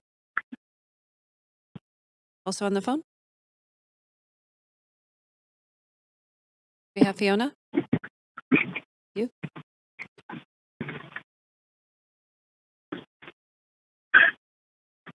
Fiona, are you on the line? You have to be quiet for the next half an hour. Fiona? Okay, I'm going once, going twice. I'm going to go to the last speaker. We will go back through the speakers list at the end and give people a chance who may miss their turn. Oh, we just go. Hello? Okay. Hello? Fiona, is that you? Yes, I'm here. Fiona. Okay, we can hear you. Thank you for calling in. You have 5 minutes to speak to council. You can go ahead. Okay, thank you. So, Vancouver City Mayor and council members, good evening. My name is Fiona Chen, and I have lived in the current Charter building on the property Joyce Place since 1996. For almost 30 years, I've seen this neighborhood change and grow, but it's been able to maintain its multicultural characteristics, and that's what I love. You can get so many different types of food right around the station. Filipino, South America, Chinese, Indian, Middle Eastern. It really shows you who lives here. Besides, the public transit is so close and convenient that I can go to work or shopping easily. So besides that, the population is growing quickly these years. Therefore, more rental units are in high demand, especially the locations are good like Joyce Place. So I'm planning for my next home if this development is approved, and my hope is to stay in this neighborhood. That might even be as a future tenant in this building. I have lived here while much of the other taller buildings around the SkyTrain station were built, and I think this building fits in with that. This is a really accepting community, and I think more residents will be welcomed. They will also probably help support more businesses so we can get an even better shopping selection. So that's all I want to say for tonight. Thank you for the opportunity to speak here and support this project. Yeah, please consider the benefits and approve the rezoning. Thanks again. Good night. Thank you. Thank you very much, Fiona, for taking the time to speak to council. Our next speaker on the phone also is Melanie Chang. Hi, Acting Mayor and Council. I'm really delighted to talk to you tonight. It's my first time in a very long time at a City of Vancouver public hearing. I'm a longtime resident of Joyce Collingwood. I'm fourth generation of my family to live in this community. I'm opposing this project, and I'm opposing it because it adds significant density without providing sufficient community benefits. So I'm presenting today in my capacity as my representative capacity as the vice chair of the Bruce Elementary Parent Advisory Council. As well, I'm a director of a local community organization called the Collingwood Recreation Society. I'm not sure how many minutes I have, but I have prepared a YouTube video, and I sent it into the speaker line, and I was wondering if it's available to play, and if not, I can just go through my notes. Yeah, I'm seeing staff nod, so we have that available to play now. We'll go ahead with that. Hi, my name is Melanie Chang, and great. We'll start I am a longtime resident of Joyce Collingwood. I'm a sociologist, and I also work as a senior paralegal. I specialize in legal research and document automation. In my spare time as my volunteer work, I'm the vice chair of the Grey and Bruce Parent Advisory Council. I'm a DPAC executive, and I'm an active member of the DPAC working group in facilities planning. I'm here today to talk about the Vanessa and Clive project proposed for Joyce Collingwood.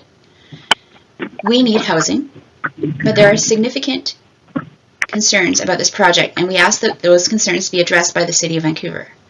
This project proposes 679 rental suites, 10% of which are below market value, commercial space on the ground floor, and 37 childcare spaces. There's a lot of families in Renfrew Collingwood. This chart shows it's almost the most popular in all of Vancouver for families, according to the 2021 Statistics Canada census data. There have been a significant number of studio and one-bedroom units in Wall Central Park, which was constructed and completed and has over 1,000 new homes. There is an insufficient number of 2- and 3-bedroom homes to meet the demographic demand. As you can see, this is a popular area for families according to the census data. The Vanessa and Clive proposal barely meets the minimum requirements for family units. Out of the 679 units, there will only be 31 3-bedroom units. Getting a 3-bedroom unit will be like winning the lotto. The developer is proposing to provide only 10% of the units as below market and not the usual 20%. So we're asking this be amended so that it's 20% of units that are below market rental. We're asking for the units to be offered at rent at 15% below market of the east side income and not below the average market amount of rent for all of Vancouver. And the reason why we're asking this is the bar chart and the presentation here demonstrates that Renfrew Collingwood population has lower incomes than most other areas of Vancouver. So it's only fitting that the Eastman average income be used for calculation of the rent for this development. The referral report for the Vanessa and Clive project relies on the VSB's 2020 LRFP report for student enrollment projections. This data is out of date. The student enrollment projections in the LRFP do not include current residential housing developments. We need updated school facility planning data, and the City of Vancouver plays an instrumental role in collecting residential data, and it knows how many residential developments are underway. The VSB has forecasted a decline in the Windermere family of schools. That decline is not supported by other reliable data. This is a table on the right showing the BC Statistics projection of population in children of Collingwood over the next 20 years, showing that it's steady and increasing. The referral report for the Vanessa and Clive project relies on the 2016 Joyce Area Precinct Review for information regarding social infrastructure planning. But the 2016 Joyce Area Precinct Review is totally outdated. The 2016 Precinct Review did not contemplate any of the densification initiatives to come to Joyce Collingwood as a result of the TOD area and the missing middle, which provides increased density in the non-TOD areas of Renfrew Collingwood. The data map shows the areas of Vancouver the Park Board has determined that equitable factors need to be considered in planning, and those areas are marked with pink and purple. The data map clearly demonstrates that Joyce Collingwood, and specifically where the Vanessa and Clive project is proposed, is dark pink and high in equity indicators. There's a need for this inequity in access.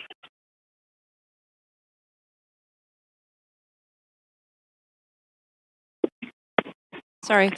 I was just going to jump in, Melanie, to let you know you are at time. My mic didn't go on in case you wanted to provide a concluding sentence, because you do have up to 5 minutes. Yeah, sure. I'll be happy to provide a concluding sentence. Essentially, the data that it's relying on is outdated.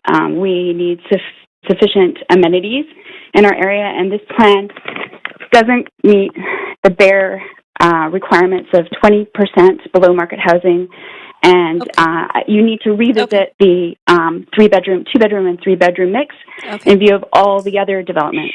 Thank you very much. Thank you for your comprehensive presentation. Okay. Appreciate that. Okay. Thank you for calling in. Okay, speaker number 5, Kevin Sun. Me? Yes, we can hear you. Go ahead when you're ready. You have 5 minutes. Okay. Sure, y'all go. Okay, let me go ahead. So this is Kevin Sung.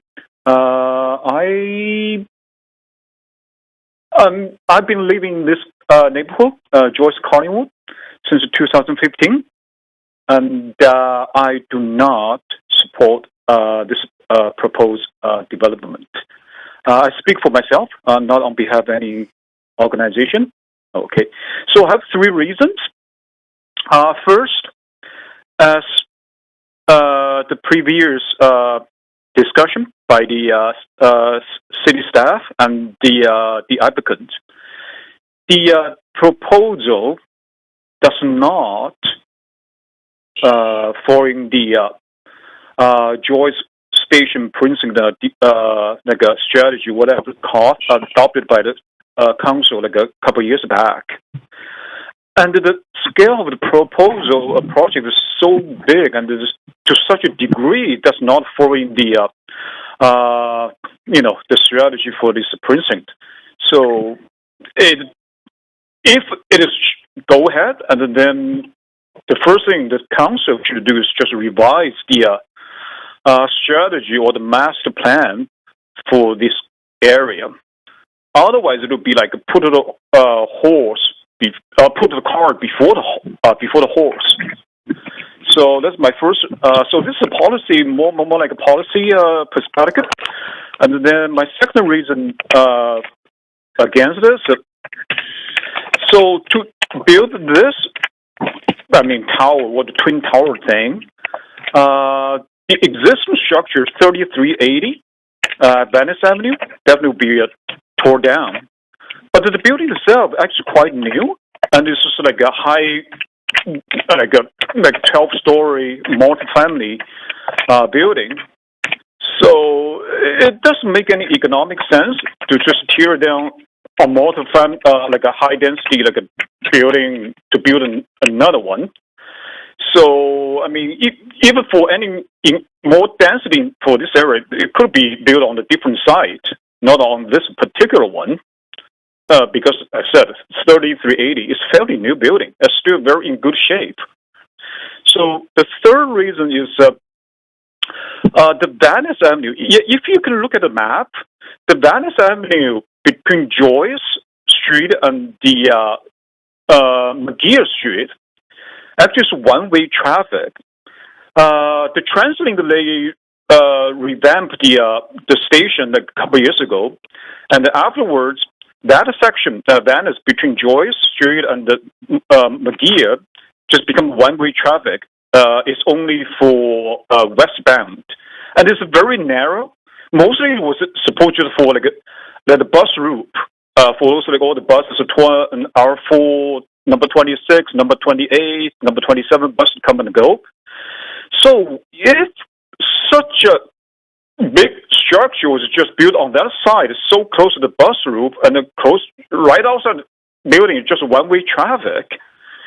How does the traffic pattern will be like? And then even these days, every day when I go to the SkyTrain station, I can see people just totally ignore the one-way sign. They just got on the eastbound, totally ignore that one-way traffic sign. So that's just another like a safety issue. So for this project to go ahead, I would say the council at least have to get into discussion with TransLink to see how even can improve safety, just for the bus route traffic. So okay, that's all I have to say. Okay, thank you for the opportunity. Okay, have a good evening. Thank you, Kevin. Thank you for taking the time to call in tonight. Okay, thank you. Speaker number 6, Rachel Tuttle. Hello, good evening. Hi there. You have 5 minutes. Please go ahead. Thank you. Good evening, councillors. My name is Rachel Tuttle. I'm a board member and second vice president with the Collingwood Neighbourhood House, and I'm here to speak on behalf of our organisation. I live in Vancouver, and I'm also a member of the Renfrew Collingwood community myself. Overall, we are in support of more housing going into the neighbourhood. However, we do have some points to raise based on our deep connection with the community.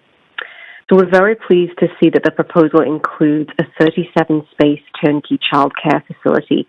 As a parent, I'm very grateful to have managed to get spots for my 2 children in Collingwood Neighbourhood House childcare, and I know how precious each of these spots will be for local parents. This amenity, providing childcare, is desperately needed in Renfrew Collingwood. We also acknowledge that the Renfrew Collingwood community desperately needs more rental housing, especially affordable rentals. So all kinds of housing is needed, but especially family housing, which the city defines as 2 and 3 bedroom units. The proposal currently includes 372 studio units, so more than half of the units are studios. Right now, there are 237 2-bedroom units and only 31 3-bedroom units, which really represents the bare minimum required for family housing. We would like to advocate for additional 2 and 3-bedroom units to be included in this project. As I mentioned, affordability is another really important issue. The council previously had a guideline of 20% of units being rented at 20% below the CMHC rental average. In this case, the developer is proposing to provide only 10% of units as below market rentals. So in this project, that means only 67 units. Further, the developer is planning to offer those units at only 15% rather than 20% below the CMHC rental rates across Vancouver. Now, if council only wants to see rentals at 15% below CMHC rental rates, we feel the below market units should be offered at 15% below market rate of East Side CMHC rental rates, rather than citywide rental rates, which includes rentals from West Side neighborhoods like Kitsilano, Point Grey, Shaughnessy, and Kerrisdale.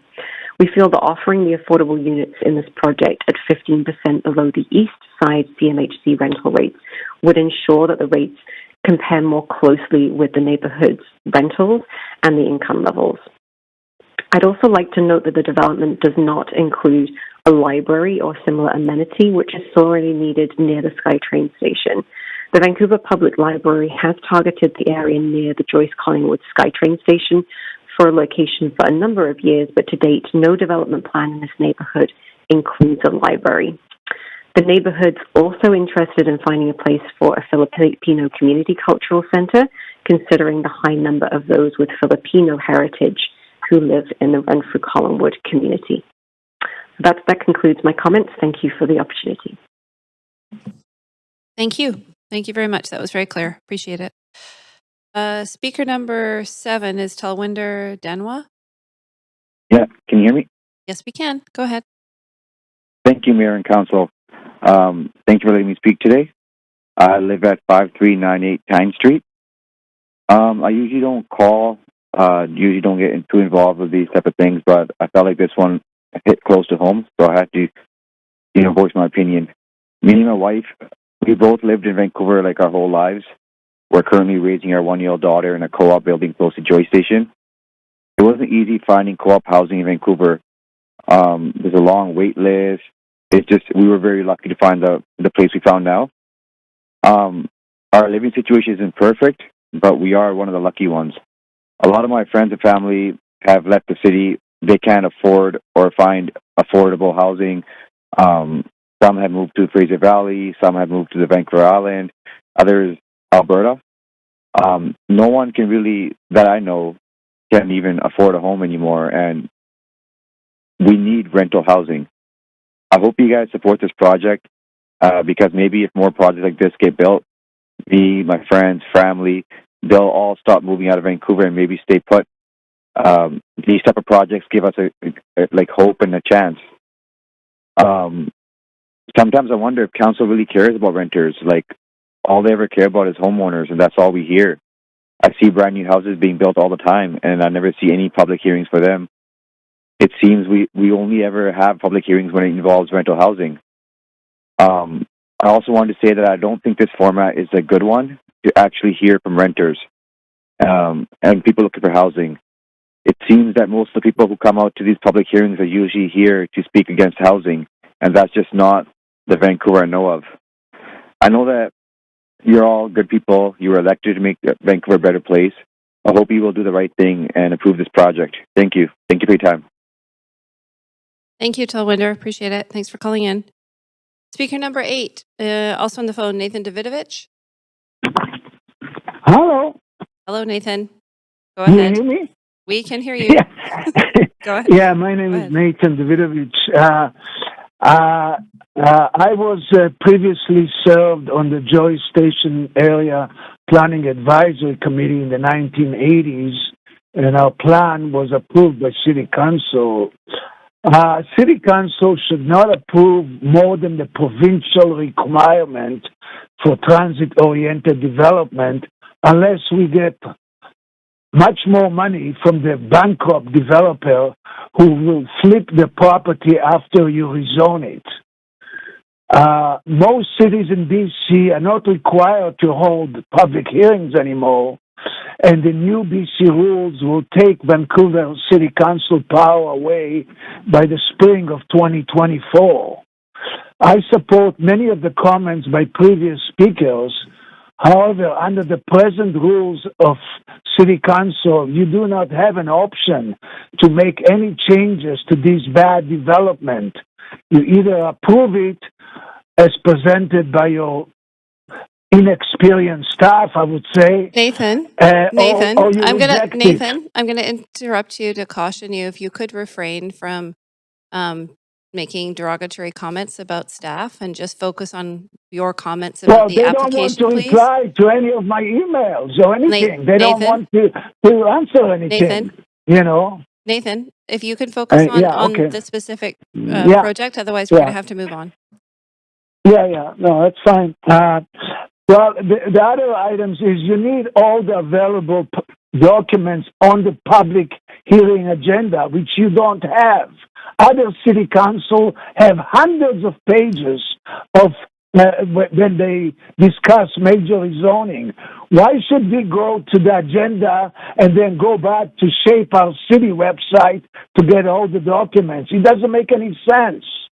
You know, the staff keep continuing to accept application with massive amount of parking. Why not copy from other cities when new projects are approved with no car parking available for new residents?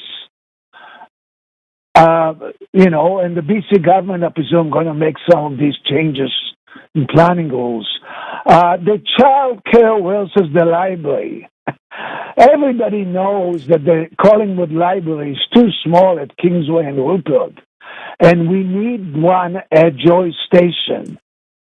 And this could be part of the negotiations here. But here we go again.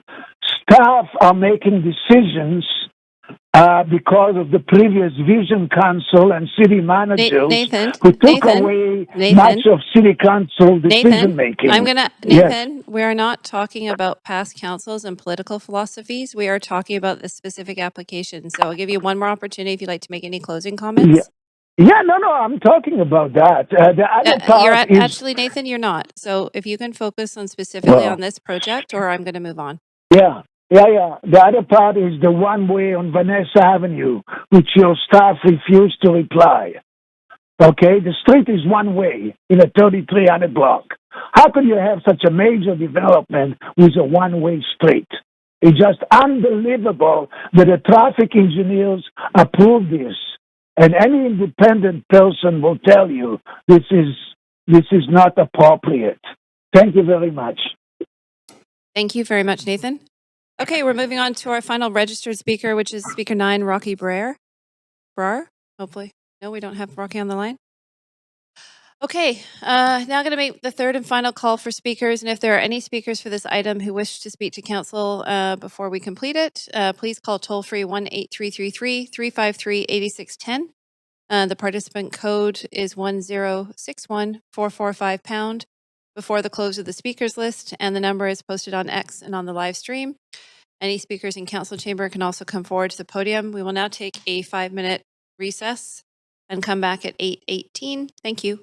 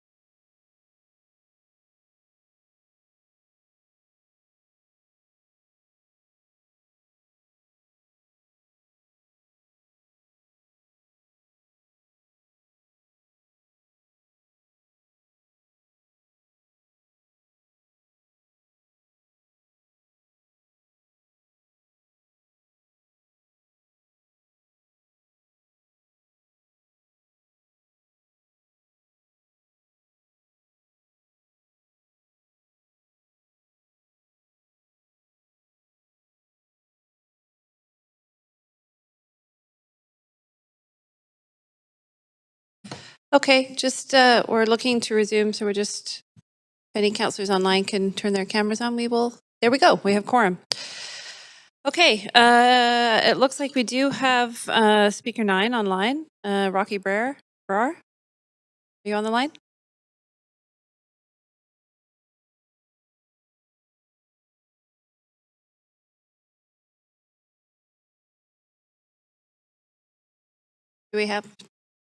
Do we think we have Rocky?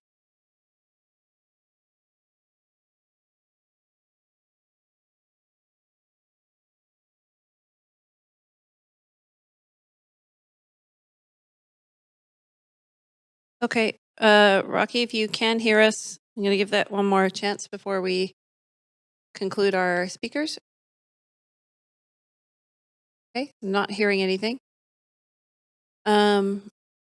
So at this point, I'm just looking for guidance from the clerk. Can we now close the speakers list then, since we don't have anybody on the line and we've done our break? Just looking for confirmation.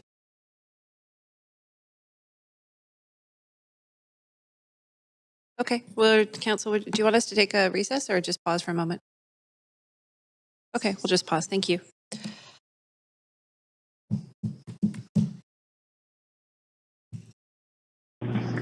Rocky, can you hear me talking?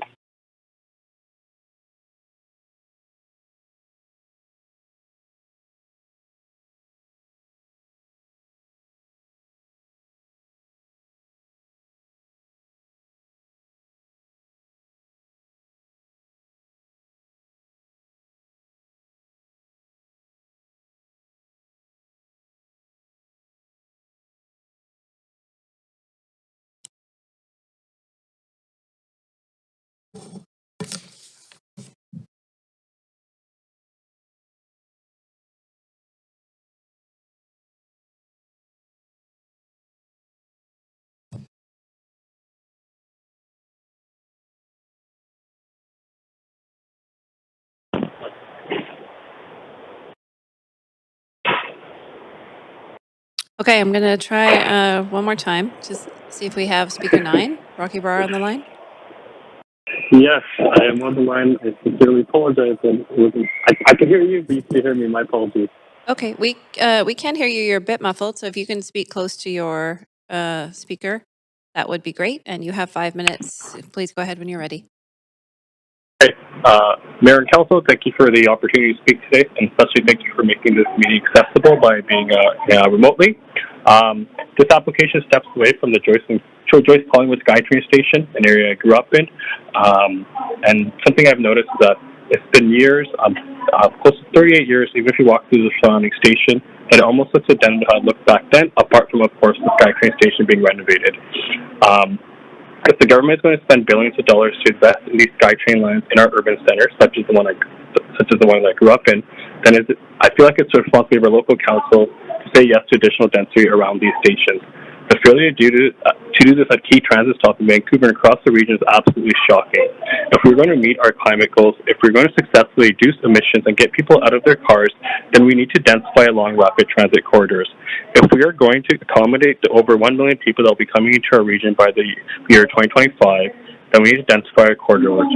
If we are going to give millennials, such as myself and their families, a chance to find a decent place to rent in the city, then we need to densify our corridors. This project provides an opportunity for close to 700 new rental units within walking distance to SkyTrain, something I'm looking for, and many others such as myself would be. Do you know how many people in the city would like to live anything like a building like this?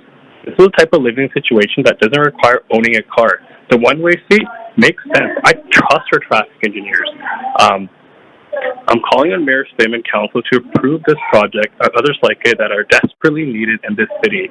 I like the initiative the province is taking that our previous speaker mentioned. That is actually revolutionary. However, I think our city could even be a leader in doing more than that. I'm also calling the City of Vancouver to immediately ban all single-family zoning in Vancouver, especially around Vancouver SkyTrain stations. With respect, duplexes and fourplexes aren't enough. We need a massive influx of new housing to account for the decades of failures to approve and build the supply needed to meet demand. I hope Vancouver Council will be bold and say yes to this project. Once again, thank you very, very much for your time and making this meeting accessible remotely. Great. Thank you, Rocky. Thank you for taking the time to share your comments with council. So that is our final speaker on this item. And seeing that there are no additional speakers list, I will now close the speakers list for the evening on item 3. And seeing there are little or no public comments received after 5 o'clock, I'm also closing the receipt of public comments at this time. Give the applicant an opportunity if you would like to make any closing comments. No, you're going to waive that? Okay, and do staff have any closing comments? No, also waived. 2 for 2. Okay, do council have any questions for staff? And I see Councillor Carr. Please go ahead. Yes, thank you. Staff, one of the speakers talked about why doesn't this development have a housing at, or a proportion of housing at 20% below market? Is that not required? I wonder if you can explain what the requirements are for rental projects and what percentage should be below market or not? Right. Thanks for the question. So this project was subject to a negotiated CAC process, and so that process identifies what the land value lift is from what the current zone is to the future zone. And so in this instance, a package of public benefits has been proposed by the applicant. So that includes the childcare facility, valued at 7.75, and essentially the remainder of that lift was driven into securing as much affordable housing at a depth that is available within that lift, plus the $500,000. So that's the difference. I mean, if this were a purely rental, if the childcare facility wasn't being secured, maybe you would see a different amount. Got it. Okay, so it is a overall package and a value of public benefits, and in this case, it compiles some below market, not at 20%, but at 10%, a childcare facility, and 500,000 cash. Yeah, that's right. Okay, that's the bundle. Yeah. Second question. There was a question raised around the wasteful tear down of a current building. I wonder if you could tell me what happens when a building is, like it's not huge, it's not that old, but anyway, what do we require in terms of any kind of resource recycling or that kind of thing? Yeah, that's a good question. I'm not sure. Maybe Ryan, do you know? Sustainability is here, so. Okay, great. Thanks, Doug.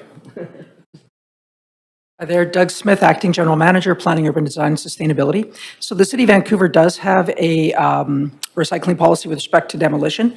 I don't remember the name of the actual policy, but it requires that all of the materials are either recycled properly, including separation of organics and bricks and metal and all the different pieces.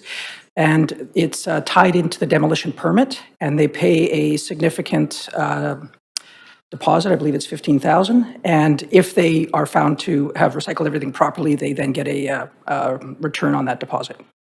Okay, great. Thank you. Yep, those are my questions. Thank you. Great. Thanks, Councillor Carr. At this time, I'm just going to confirm with the clerk if we have received any additional comments since the close. None. Okay, hearing none. Council will now proceed to make a decision on the application. Looking for a mover and a seconder. So moved by Councillor Bly and seconded by Councillor Klassen. And at this time, is there any debate? I am not seeing any. Oh, I am.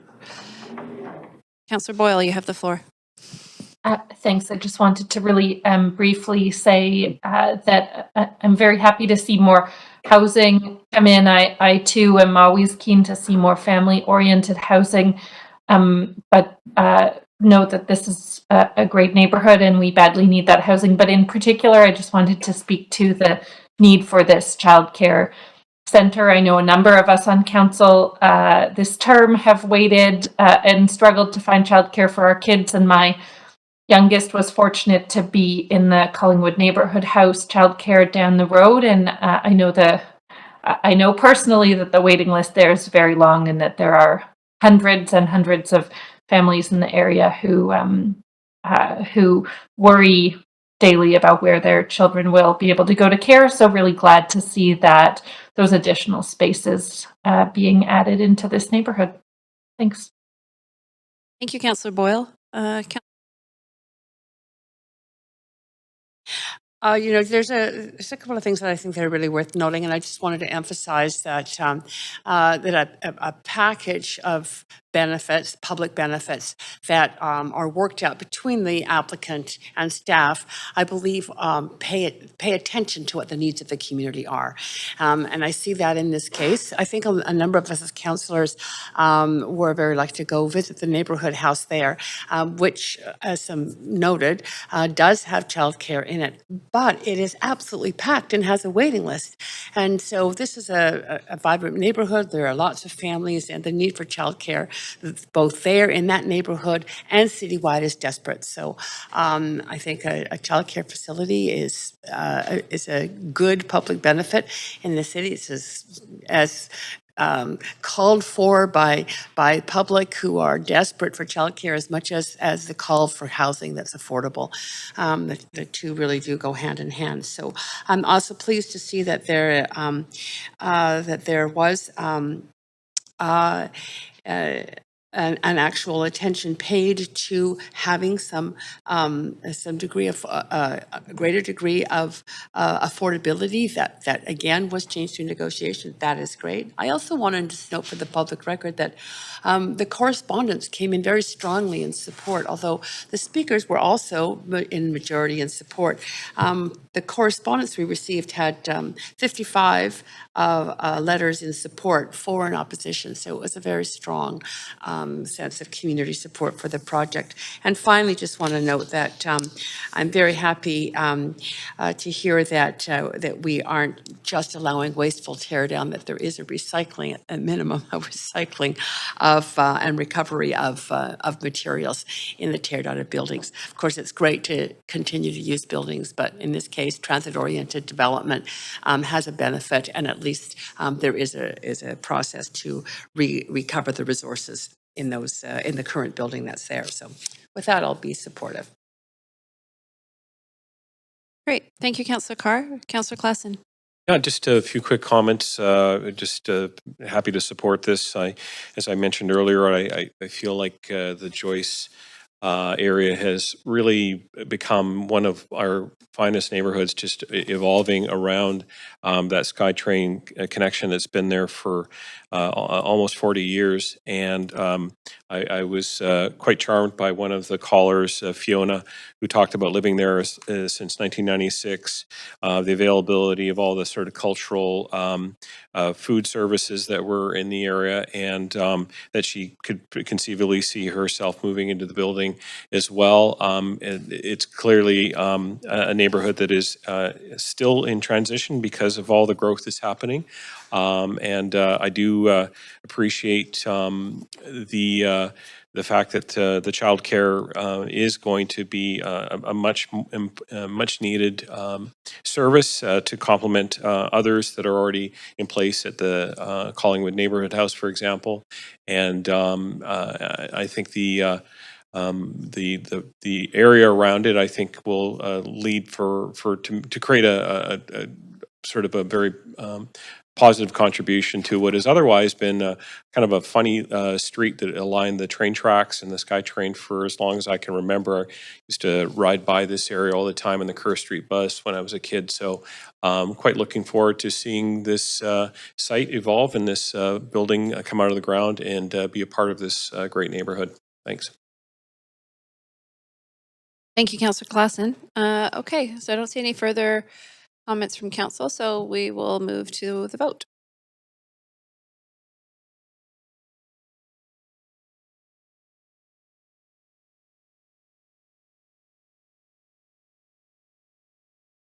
Okay, so that passes unanimously with all present, with Mayor Sim, Councillor Fry, and Councillor Meisner absent. And thanks to staff, council, and the applicant and the public, that concludes item 3 on the agenda tonight. Thank you. We are going to take a short couple of minutes to switch over because Mayor Sim will be back for item 4. So we'll just take a couple minutes for people to stretch their legs and let the clerk switch over. Thanks.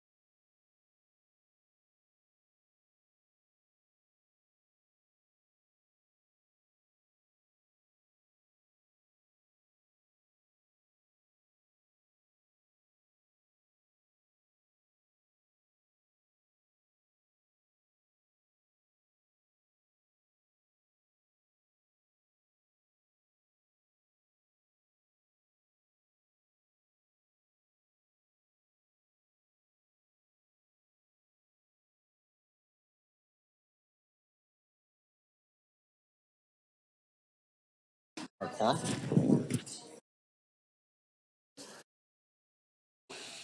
All right. Welcome back, everyone. We're going to get started now. Next item. Hey, the next item. All right, Councillor Montague, stop smiling. It's late at night. Actually, do we have quorum? 1, 2, 3, 4, 5, 6. Okay, we're good. You can grab your coffee there. Okay, let's get started again. Thank you, everyone. The next item on the docket is CD-1 rezoning 2015 Main Street and 190 East 4th Avenue. Does any member of council wish to declare a conflict of interest on this item? No. All right. So the clerk will now read the application and summary of the correspondence received. This is an application by Enrique's Partners Architects to rezone 2015 Main Street and 190 East 4th Avenue from IC2 Industrial District to CD1 Comprehensive Development District. This is to permit the development of a 25-story mixed-use building, including 210 secured rental housing units, of which 20% of the residential floor area would be secured at below-market rents and commercial space at grade. A floor space ratio of 6.27 and a height of 79.3 meters, with additional height for mechanical appurtenances, are proposed. The General Manager of Planning, Urban Design, and Sustainability recommends approval subject to conditions set out in the summary and recommendation, with the addition of the yellow memorandum dated January 22nd, 2024. The following correspondence has been received since referral to public hearing. 317 pieces of correspondence in support, 24 pieces of correspondence in opposition, and 1 piece of correspondence regarding other aspects related to the application. This represents all correspondence received up to 5 p.m. today.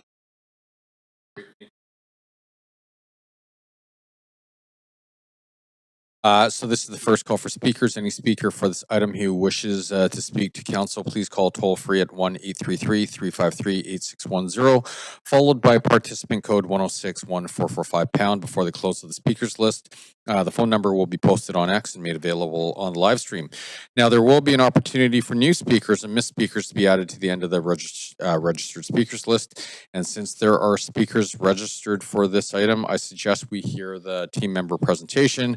And we have our team members from Planning, Urban Design, and Sustainability here to present the application.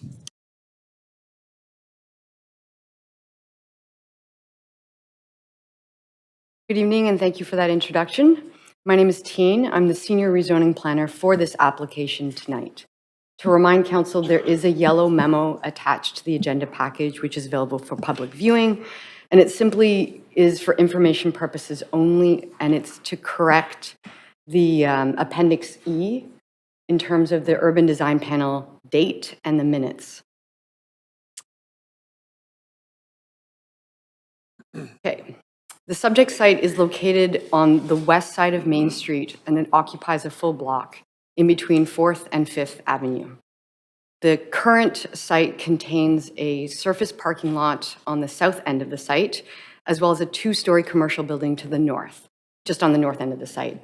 The surrounding zoning contains a mix of commercial, retail, office, residential, as well as we've got employment space in the form of light industrial to the west. It's rich in amenities. We have 2 existing SkyTrain stations nearby, as well as 2 proposed SkyTrain stations also nearby. There's a number of parks. There's relatively convenient access to the seawall and community centers, as well as libraries. The Broadway Plan is the enabling policy for this project. It sets out a 30-year vision for growth in the corridor, for new housing, new job space, local amenities, etc. Mount Pleasant Center Area G allows for redevelopment potential for this site for rental housing and for office or hotel. In terms of rental housing, we would allow for consideration of 100% secured market with 20% below market rental. The policy sets a limit of 8.5 FSR and a height of 25 stories. There is a minimum frontage requirement of 120 feet, and we would like to see continuous ground floor retail along Main Street for public activation. The application came in September of 2022, so about 15 months ago. It's for a 25-story mixed-use building, and we call it hybrid mass timber. The two-story commercial building to the north is expected to be retained, and the southern portion of the site is expected for redevelopment for the new tower. There are 210 secured rental housing units proposed, of which 20% are at below market rents. There's commercial space at grade, and the FSR sits at 6.27, which is just below the 8.5 policy limit. The height at 260 feet enters into the lower Queen Elizabeth view cone, but it does not yet encroach into the upper Queen Elizabeth view cone, which is in alignment with the policy. There are 0 car spaces proposed. Importantly, there aren't any private balconies or open spaces proposed for any of the residential units, and we'll talk about this at length throughout the presentation. This slide gives council an understanding of what the average starting rents are listed in green for the 20% below market rental units, showing that they are more affordable, everything from the studio up until the 3-bed units, compared to the newer rental buildings on the east side and their average rents. The applicant is coming forward with a proposed hybrid mass timber building. And what that means is it offers a mass timber floor slab, offers heavy steel columns and beams, as well as a concrete core. The city's definition of hybrid mass timber is where the majority of, or 50% plus, of the structural elements contain wood. That's considered mass timber. And we expect to validate this at a future stage through the development permit process. The applicant has cited technical and design challenges related to providing any balconies for any of the residential units. So there are no residential balconies proposed. They've explained that this creates some hardship.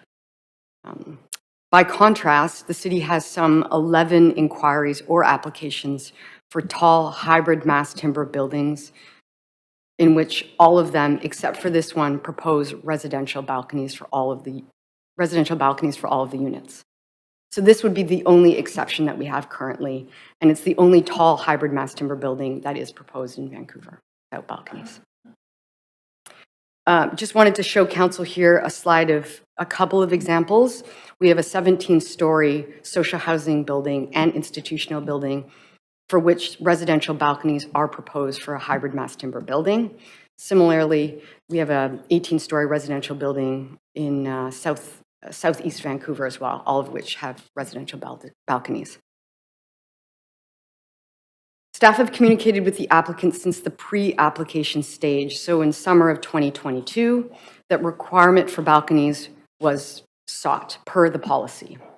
We've expressed this in writing and in person for the last year and a half, and the applicant received the draft conditions in June of 2023 and a refined version later on in November of 2023, so about 5 months before referral to public hearing.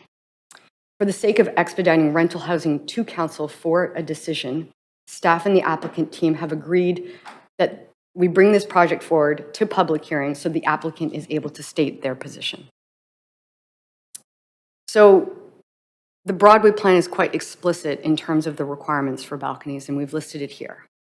Policy 11.1.20 says all residential units are required to have private outdoor space in the form of balconies. The next policy allows some flexibility to that provision, and it states clearly, if site conditions prevent all residential units from having private outdoor space, staff would consider alternatives that demonstrate exemplary and commensurate common outdoor amenity space.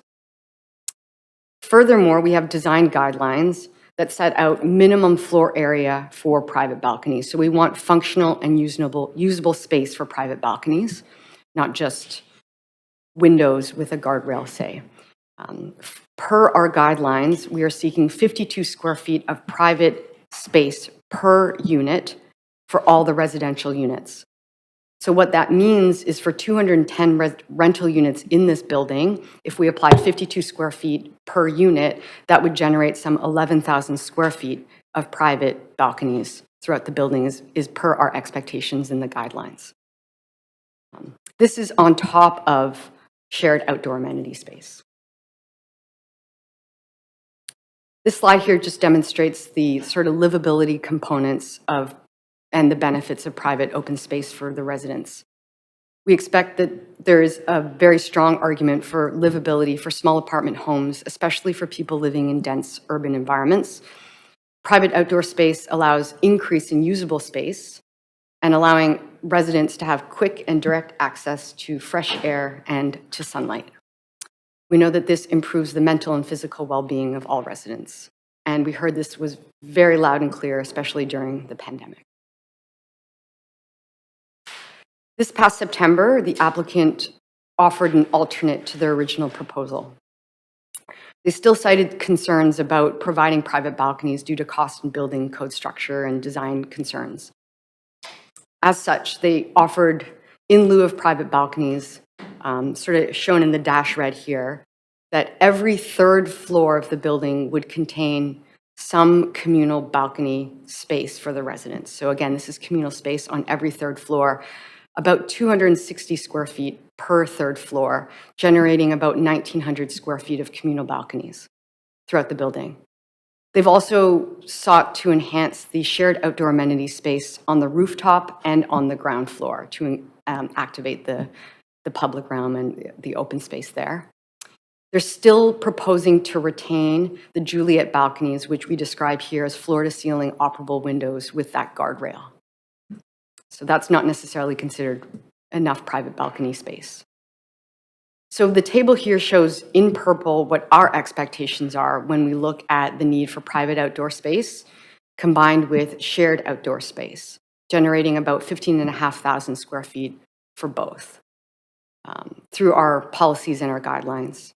The applicant, by contrast, is proposing 0 private outdoor space and increasing the amount of shared outdoor space at 7,600 square feet. So when we looked at what our expectations are compared to what the applicant is proposing, it's netting out about 50% of what we still required for private and shared outdoor space. So there's still a shortfall here in terms of their alternate proposal.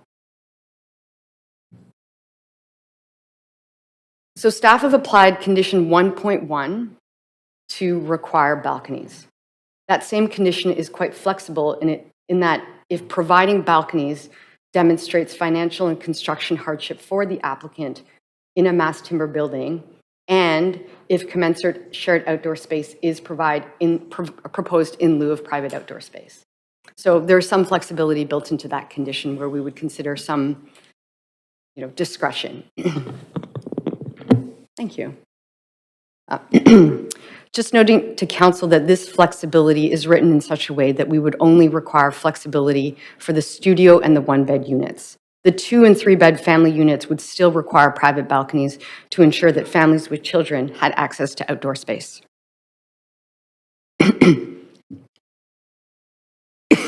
Sorry, talking too much. We heard 206 pieces of correspondence. Comments of support included mass timber construction, increase to rental housing at this location, and 0 car spaces. There was support for the building design. You can see I've just been talking about balconies for way too long. Comments of concern centered around the lack of balconies, the lack of car parking, as well as the height and character of the building being out of sync with the surrounding neighborhood, as well as the lack of affordability for the rental units. In response to the comments from the public, we've talked about the condition 1.1 requiring balconies with some flexibility. And in terms of 0 parking, the applicant, this site is eligible for 0 residential car spaces through council's recently approved parking bylaw amendments. We would still require accessible car spaces, and we would still ask the applicant to demonstrate sustainable transportation methods through the DP process at a later stage. So figuring out ways to offset the 0 parking spaces with other methods. The height and scale of the proposal is consistent with the Broadway plan, and the applicant is expected to meet the affordability that is built in to the Broadway plan. So there is affordability laced into the project. In terms of public benefits, we are securing 210 rental housing units, and 20% of that is below market rents. We're expecting a DCL of $2.3 million and a public art contribution. That concludes the staff portion of the presentation. We do support this application. It advances the city's rental housing targets, and it aligns with the Broadway plan in terms of the height, density, and use. We do support this application, and we do support the condition 1.1 in Appendix B that asks council to include the provision of private balconies for all units. That concludes our portion. I know the applicant team is here, and I believe they have a presentation as well. Thank you.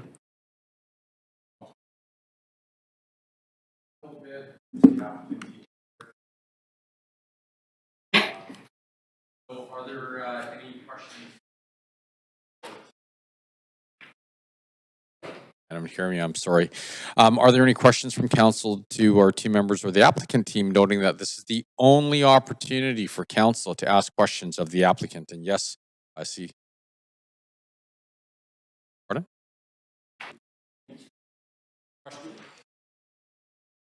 Long day.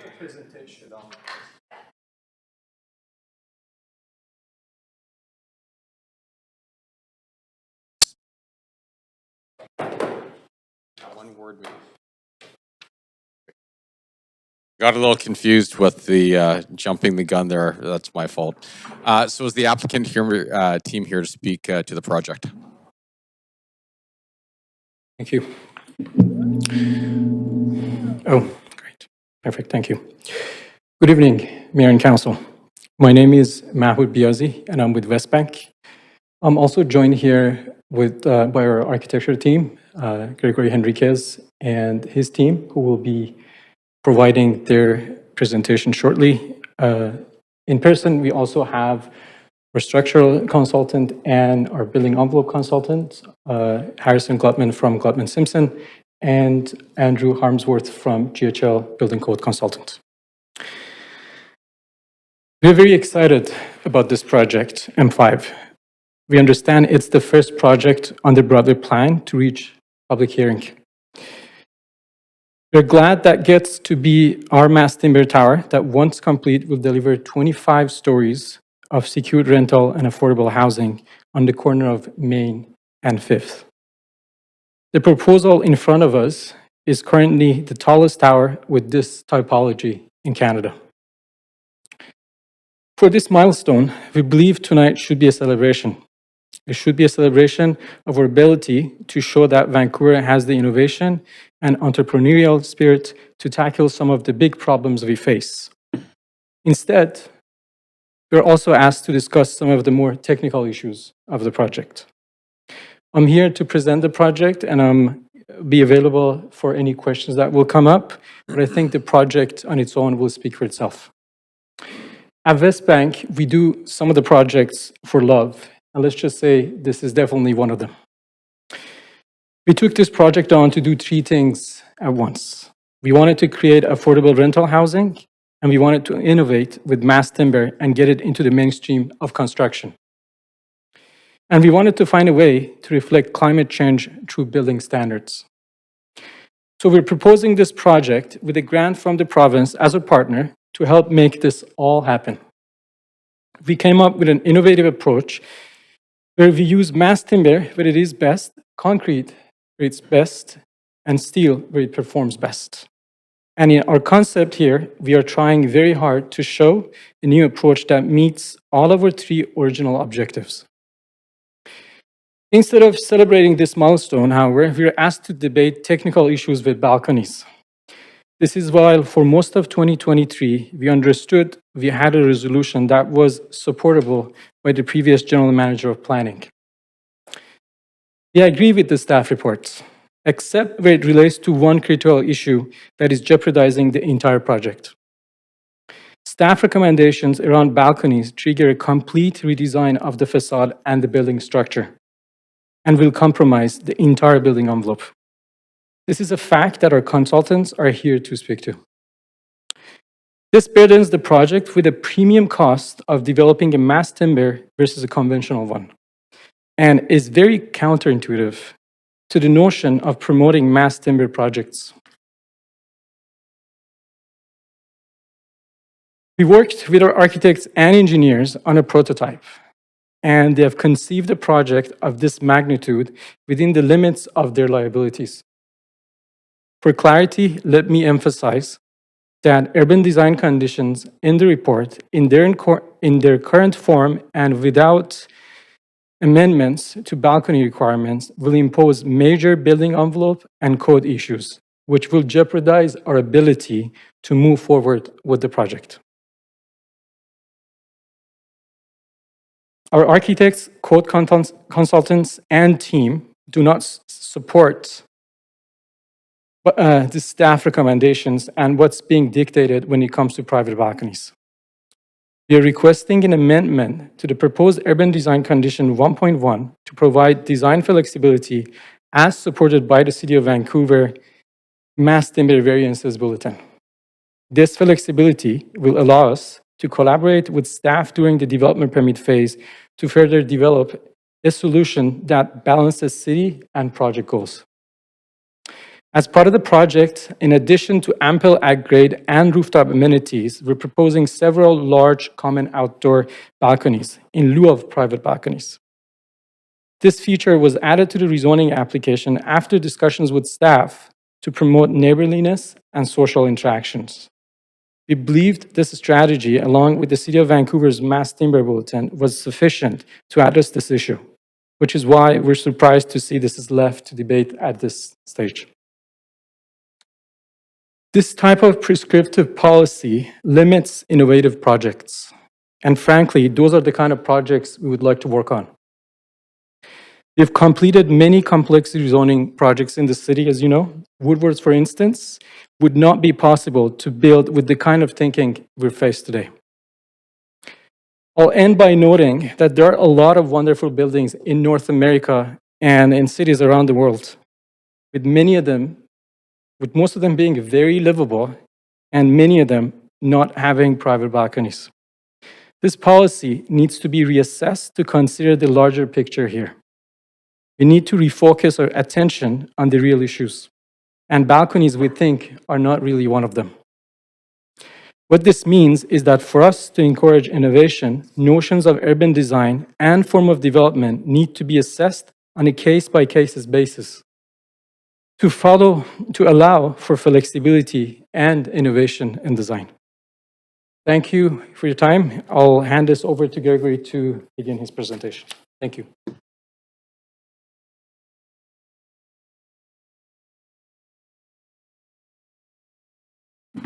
See if it's working. Okay, I'm gonna get a little help here. I'm not good with technical things. I'm old. Here, okay. You're good? Did it work? Just trying to see if we can share a screen. It's possible. Did it work? It's working, maybe.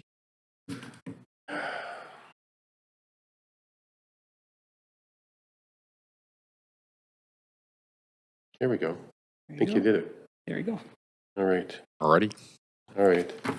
I just want to begin by saying how blessed I feel to have a client who can speak so eloquently about doing something meaningful for our city and the world as a whole. It's with a heavy heart I come here today. I've only twice in my 35 years practicing spoke against planning because I love them dearly. We have the most amazing planning staff probably in all of Canada, and I work across the country.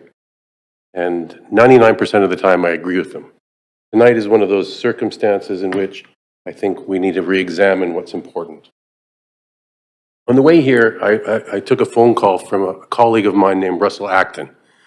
Russell is a principal of Acton Austria Architects and the architect of the Rock Commons project out at UBC. It's the tallest mass timber tower in Canada. It's 18 stories high. He's also the architect for the Arbor in Toronto, which is the most significant mass timber project probably in North America. We had a discussion about the issue of balconies, which sounds really crazy. And I asked Russell, what would you do, tonight? I'm going to go talk to council. Can I mention your name? And he said, what he'd like me to say for him is that the tall wood movement is not a revolution, but it's in evolution. We're just beginning, and we need to walk before we can run. I have not built a mass timber tower. Actually, very few people in the world have built mass timber towers. And these are not easy feats to do. And this is something that we all have to really take seriously. Now, there's 11 other people who all are proposing them somewhere. They haven't built them either. And I have sort of never shied away from risk. We were the architects for Woodwards. We're the architects for Oak Ridge. Liability isn't something that scares me. But balconies on this building terrify me. So I'm going to now give you my presentation, which is going to focus much more on what an amazing project this is and how proud we are to be proposing this to the city. And I got to go next. What this project is and why is it important? It is a prototype, an open source prototype for hybrid mass timber. Open source means we're willing to share our drawings and our ideas to the public at large. This project will be published and has already been exhibited and shown globally already. We're proposing that this project is also net zero carbon. I'm going to talk a little bit more what that means in a minute. And this is a hybrid mass timber project, which is almost 67% timber. It's affordable rental housing at the same time, with 20% of it being 20% below market, and has an enhanced public realm as being part of a larger M1 main alley district with activated lanes. It's also car-free, but we do have some parking associated in neighboring buildings that can be used for the project. What does zero carbon strategy mean? It means reducing the embodied carbon in the building. Most of us have been focusing on operational carbon on our buildings for the last 20 years, but that only incorporates 10% of the carbon emissions given our clean energy that we have in BC. So 90% of our off-gassing and our carbon strategy now is being moved towards looking at embodied carbon. And if you see the graph here, our proposal with our hybrid mass timber reduces the embodied carbon by 50%, and with our carbon offsets, we have a site-wide utility and district energy strategy with creative energy. We actually move towards a zero carbon strategy. This residential tower we also think is beautiful and poetic. The metaphor of the pine cone, which is used from the building as a whole, is meant with these angled sunshades to reduce the operational carbon, but also give an identity to the building, which talks to what it is inside, which will have over 50% of the wood exposed on the ceilings of the building as well. What is hybrid mass timber? Hybrid mass timber is essentially a steel structure with CLT floor slabs that are wood and a concrete core that is for the elevators. It's really that simple. What it looks like is something like this. It looks like old-fashioned wood floors with steel structure that holds it all sort of sitting on top of each other. What you can see here are wood floors that are vulnerable to moisture. So why are we so scared of balconies? You know, like of all the things in the world, right? Well, the reason is because there's significant risk of moisture getting into the CLT floor slabs. How many saw the rain last night? The rain on my roof in my house was pounding. All of our buildings over the years have had issues with water penetration and leakage. There's no building that escapes this in Vancouver. CLT slabs are very vulnerable to moisture. Wood and water don't mix. It's challenging, not to say that these things aren't possible. I'm sure it's possible to hang balconies on the outside of these buildings, but the amount of money that's required extra to do it and the risk that's required with every penetration where you start bolting on steel balconies that have to be non-combustible is exceptionally scary. So we believe that projecting steel balconies will not only be damaging to the project's financial survival, but also dangerous in terms of liability. And I'm not willing to seal and take liability for the rest of my life for this building with balconies. So I'm going to be very clear that if this is not approved with some amendments removing the private balconies, this will become a concrete building, and this opportunity will be lost. So what do we have? What do we have to replace this? We have Juliet balconies on every single window on the building, which you saw in the original thing, in the original slide. We also have 8 common area balconies that are 260 square feet every 3rd floor, which are projected off this concrete slab as concrete slabs onto the elevator cores on the back of the building, so they don't have the same issues with the water penetration. We think these would be amazing sort of places of interaction for people to meet, and are proposed to be 260 square feet. They're quite large. Some of them could have anything from meeting areas to cooking areas to dining areas to lounge areas. We're really open to working with staff to making these balconies amazing.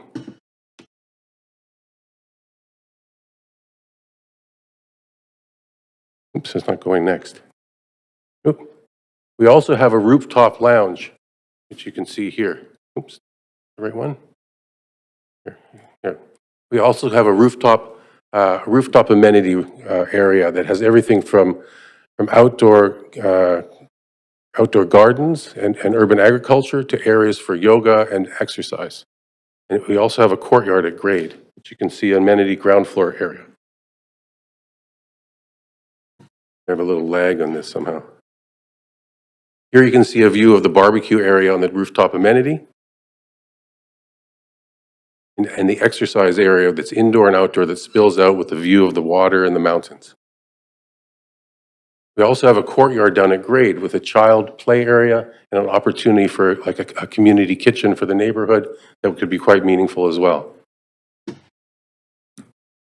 Our proposed amendment is quite simple. I can even pass one to the clerk if possible. He doesn't have one.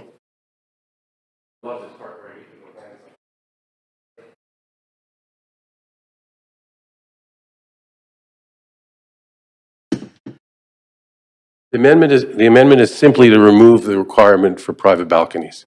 This would allow us all the other good deeds to occur. In closing, I just want to say that this project has already won 6 international awards. It was ranked by Architizer out of New York as the best multifamily unbuilt project in the world. It won the Architecture Master Prize for Green Architecture in Europe and has been honored globally. It's been a grant with a partnership, a $500,000 grant with the province of BC, and we believe is a major step forward to mass timber construction because this developer is going to build this. And I will now open to any questions you may have. Thank you. Great. Thank you very much. Are there any questions from council to team members or the applicant team, noting that this is the only opportunity for council to ask questions of the applicant? And oh, yes, there are. Councillor Kirby Young. Oh yeah, I have questions. And I'm going to start with the applicant. I'm going to get right to it just because we have a limited amount of time. My first question is if council accepts your premise around sort of new technology and being in an evolution, and you're proposing common space, why not propose an equivalent amount of square footage of common space? Why is it only 50%? We have a limited site area, and we're using every inch of the site area that's not covered by the building itself.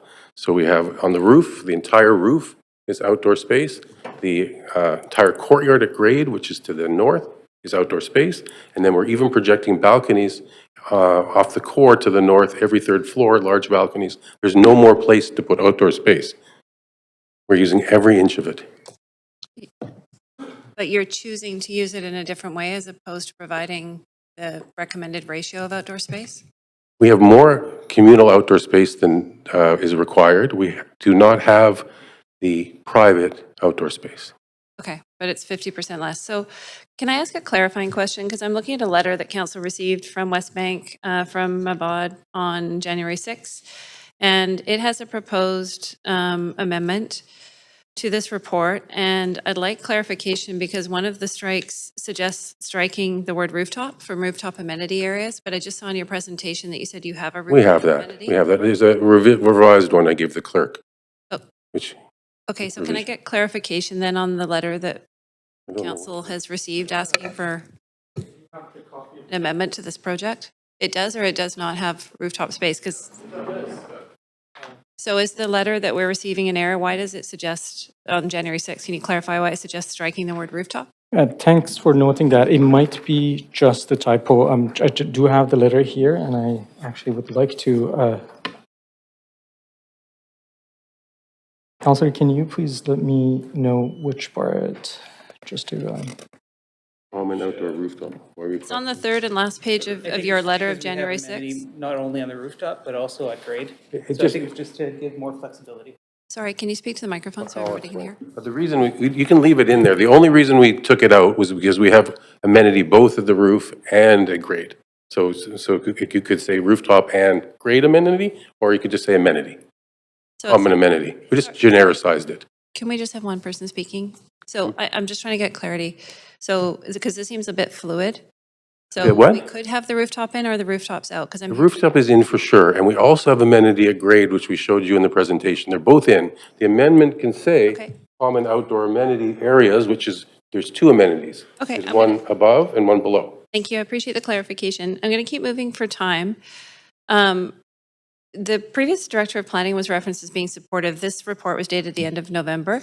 I'm just looking to understand kind of the perspective of the applicant. This might be from Mabad and not the architect, around moving forward with what is essentially a non-compliant application and asking for an amenity, but then sending a letter and purporting to be a mass timber, but then sending a letter that suggests that you're going to revert to concrete. So can you walk us through why we're doing it this That way? was basically exactly what Gregory just mentioned, that if balcony is an issue that is that strongly required and desired, this project cannot afford, because of not just issues around cost, but also mainly issues around performance of the building to include, and liability to include these I balconies. guess put another way, if staff had said that they would only recommend what they've got in this report, why did you come forward with a non-compliant application? Okay, so we've been going at this 4 years. 4 years, and I've had a number of meetings with Teresa, who's no longer director of planning. She was supportive of this approach. After she was let go, there was a reversal within the planning department where we were told that there's no way they're going to support it anymore because it's not consistent with the Broadway plan. They didn't want the very first project coming out forward with the Broadway plan to not have the balconies that they're dictating for everything. So that's what happened. Okay, I'm going to switch to a quick question for staff, and I might have to come back on later, but I'm just looking for your perspective of, can this building be switched to a concrete? If council approves it as per the staff recommendations, does the applicant have the ability to switch it to concrete, or are we approving the form of mass timber? And I'm sorry, we're at time. Maybe a second round. One word answer, yes. It can be switched to concrete. Thank you. Councillor Bly. Thanks very much. I'll just start with questions following up to Councillor Kirby-Young's regarding the to the applicant regarding the risks associated with wood and moisture, as you describe, and the larger balconies versus smaller balconies. Is it just simple math that if you have less balconies, then you have less risk, or is there something else? The large balconies that we have on the back of the building are cantilevered off a concrete core. So imagine the building, this hybrid mass timber is a concrete core that has the elevators, bunch of steel structure that holds beams and columns, and then the CLT slabs that go in. I have no problem projecting balconies off the concrete core because we do it all the time in Vancouver. All of our balconies are concrete on high-rises. And so there's no issue with water penetration. If water gets in, it's going into a concrete exit stair, and totally good with that. I will take liability for that. The problem with putting little balconies on every one of these hundreds of units is that every time you try and take a steel structure and you bolt it onto the outside of the building, there's going to be a bunch of what they're called plates, steel plates, that'll come out that you'll have to bolt it on. And each one of them's got to penetrate into the structure of the building to support the balconies. And every single time you do that, you risk some sort of moisture and water getting in. The requirement to do each one of those requires like Swiss craftsmanship. Okay, so taking us out 20 years, are we looking at 25-story mass timber buildings with no balconies across the city? And I ask that in terms of how you measure livability when it comes to the awards are fabulous, and I think that that is something to note. But at the end of the day, somebody has to live in that unit and feel like it's livable. Yeah, I'll give you an example. I'm currently doing the first Creatio Housing Now projects in Toronto, the two biggest ones. They're both full city blocks, and they have hundreds and hundreds of units. None of them have balconies in Toronto. Okay, so there's the connection between livability and outdoor balconies is not something universally thought that all housing has to have. It's something that's very local to our little planning department. Yeah, Vancouver. Okay. If you go to Paris, most balconies are Juliet balconies. Yes, but they're not Perfectly 350 square feet usually, apartments. They're Yeah, not and very livable because it's beautiful. They're It's Paris. bigger. Yeah. They're bigger. The apartments in Europe are larger than ours. So, okay, I'm going to switch gears to talk to staff in a second. Thank you very much. So I mean, we've heard from the applicant and to staff laid out a sort of clear introduction of the proposal. How do you respond? So we're talking about, and not to put you on the spot, but this is a pretty, obviously a contentious issue here. And I think everybody wants the best outcome. But we've been quoted that there are mass timber projects over 20 stories on Davie and Burrard and others that are going to have balconies. I don't remember. They've passed public hearing. We broke ground. I was there at one of them. It was great. Are they going to have a balcony? Yeah, that's right. I might ask Patrick to respond, but we do have, in my presentation, I noted there was about 11 inquiries and applications and 6 approved development permits, all tall hybrid mass timber, all with balconies. So Okay, so in your research, separate from this particular application, what have you found when it comes to mass timber? and Patrick, you want to? risks associated? So I think the clearest points that we can give is that, as Dean mentioned, other applications, approved DP applications in Vancouver do have balconies, all of them. And also internationally, when we look to the tallest examples internationally of constructed, not proposed, but constructed tall mass timber buildings, there are at least 4 examples that are 17 stories or taller that have private outdoor balconies. Okay. Sure. It's really important. Okay. I'm working with Eric, who did 2 of them in Europe with balconies. And they are high-end condominium buildings that cost $1,000 a square foot to build, right? You know, like we're trying to do affordable rental housing on Main Street. So then We're trying to do a reputable why thing. do we need this sort of, yeah, I hear what You know, you're saying. and these other projects that they're talking about, none of those architects have built mass timber high-rises. If anyone here remember the leaky condos? I was just thinking My about father, the condos. bless his soul, right, would never let the outsolation people into our office. He'd always say, they're evil, we're not doing any of those stucco high-rises, they're evil. And we didn't do one of them. That is my time. Sorry, I know we're going to get cut off. I'm saving the mayor the job of having to Thank cut you you very off. much. I'm just intrigued with the conversation. Thank you, Councillor Joe. Yeah, thanks, Mayor. So I'm going to start with the question for applicant. To follow up the previous question, so also staff present 2 examples in Vancouver, mass timber project with balcony, 17 floor, 18 floors. Why those 2 projects working? These ones not working? Let me answer this as well, and I'll have Harrison or Glutman from Glutman Simpson Engineering that can probably speak more eloquently to this than I can. I'm an architect, and I'm quite familiar with buildings, and built a couple of buildings, understand the water penetration issues. There is history in this that can be referenced. There was a time in Vancouver that we put on stucco right on exterior of buildings, and we all know what happened there. Let's just say this is a technology that has not been tested yet. Some of them are going to be successful, and some strategies are not going to be successful. There will be balconies that every single building will have a different strategy to bolt them on to the building. And every time you see a bolt that is attached to the structure, to the envelope of the building, that is exactly where the water can penetrate. And we all know the science is very simple, but actually does not work well with water. It rots, and that's the problem we're talking about here. Okay, but why? Also, Harrison, if you don't mind. Yeah. So I've been working on mass timber. I've in some ways trying to lead the crusade in our office in mass timber, and there's been a lot of excitement around mass timber in the last I don't know, since I've started maybe 6, 7 years ago.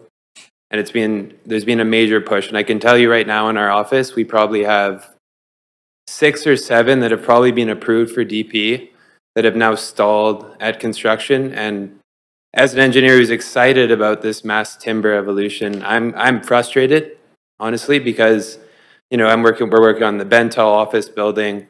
We've probably got maybe 3 or 4 of the buildings that were mentioned in DP that are stalling. And I think a big part of that is just the practicality and the cost of these buildings. And if we're asking kind of for the world on all these structures, like, it isn't comparable to concrete. It's a different structure. It's a different technology. And so I think that if we really, think about it, we've really only seen one tall tower. I've been at the Mass Timber Conference for 4 or 5 years in a row now in Portland, and every time we talk about Brock Commons, which was built in 2018. So there's a reason why a lot of these buildings are stalling, and it's not necessarily just the water issue, but it's the practicality of it. So if we really want to see a widespread adoption of these towers, I think we do need to make some concessions. And from a structural perspective, these buildings, the balconies can be done. It's the cost associated with it. So in this case, there's 3 things from a structural standpoint. One is, if you want to do balconies, they're not going to be in wood. They have to be in structural steel. You can't have CLT panels cantilevering out like concrete. So all of a sudden you have a different material, which isn't as advantageous from an embodied carbon standpoint, right? Secondly, you're probably going to do the decks of the balconies in metal deck or some type of tray. So you're not going to use CLT for durability on the outside. And then thirdly, the biggest advantage of mass timber is the schedule and how quickly it can be erected. And when you have a closed facade it needs to follow as quickly as the timber, because that's where a lot of the cost savings are being made. And if after the fact you're having to append on a bunch of balconies or coordinate the balconies around the facade, you start to lose a lot of the advantages of the construction schedule.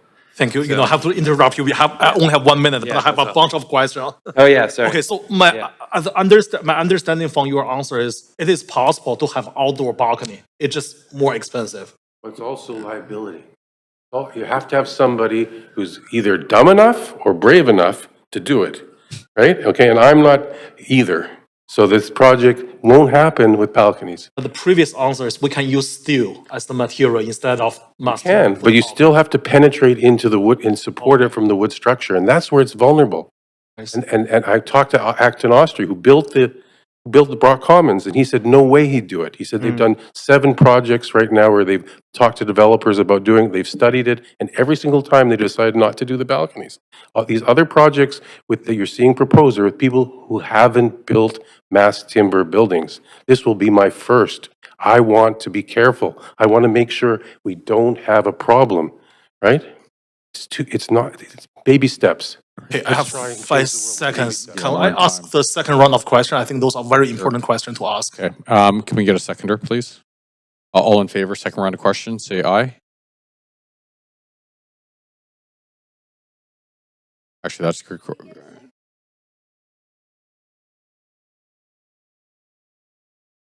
Okay.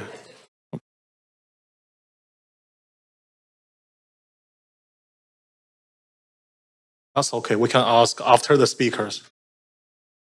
Okay. Yeah. Well, we have another 4 or 5 speakers, so if people change their mind, we'll revisit it then. But as we can ask after speakers, right?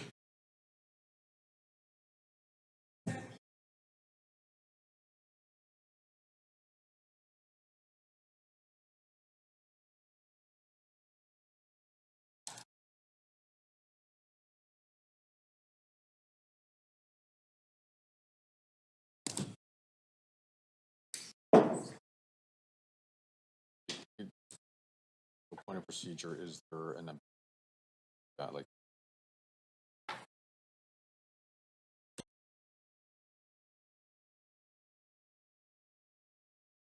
okay, so I'm just gonna try to articulate what you just said. So there isn't an ability to have a second round of questions during this stage of the process here, and this is the only time where council can ask team members or the applicant team questions. Sorry, this is the only time that, questions from council to team members or the applicant team, noting that this is the only opportunity for council to ask questions of the applicant. Is that correct? So, Can I ask Councillor a point of Kirby-Young, yes, you can. procedure? Well, if I can ask a follow-up point of procedure, is there an option for council to suspend the rules for public hearings and move to ask a second round of questions, including of the applicant?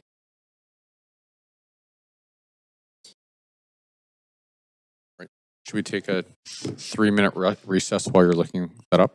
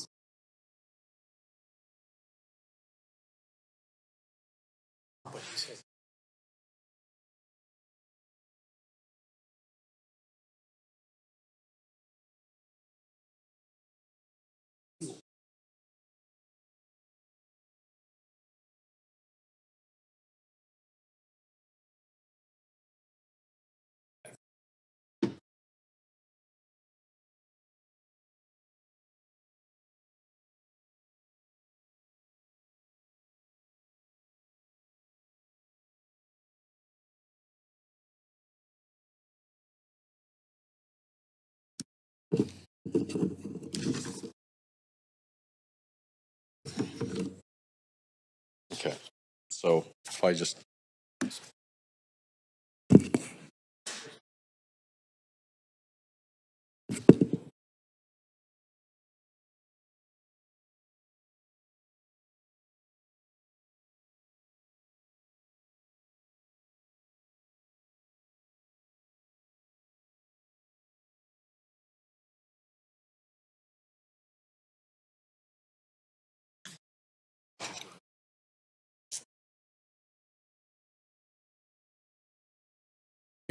So do we have quorum here? 1, 2, 3, 4, 5, 6, 7. Perfect. Awesome. Okay, so we have an answer, and so I'm going to hand it over to the clerk to explain the answer.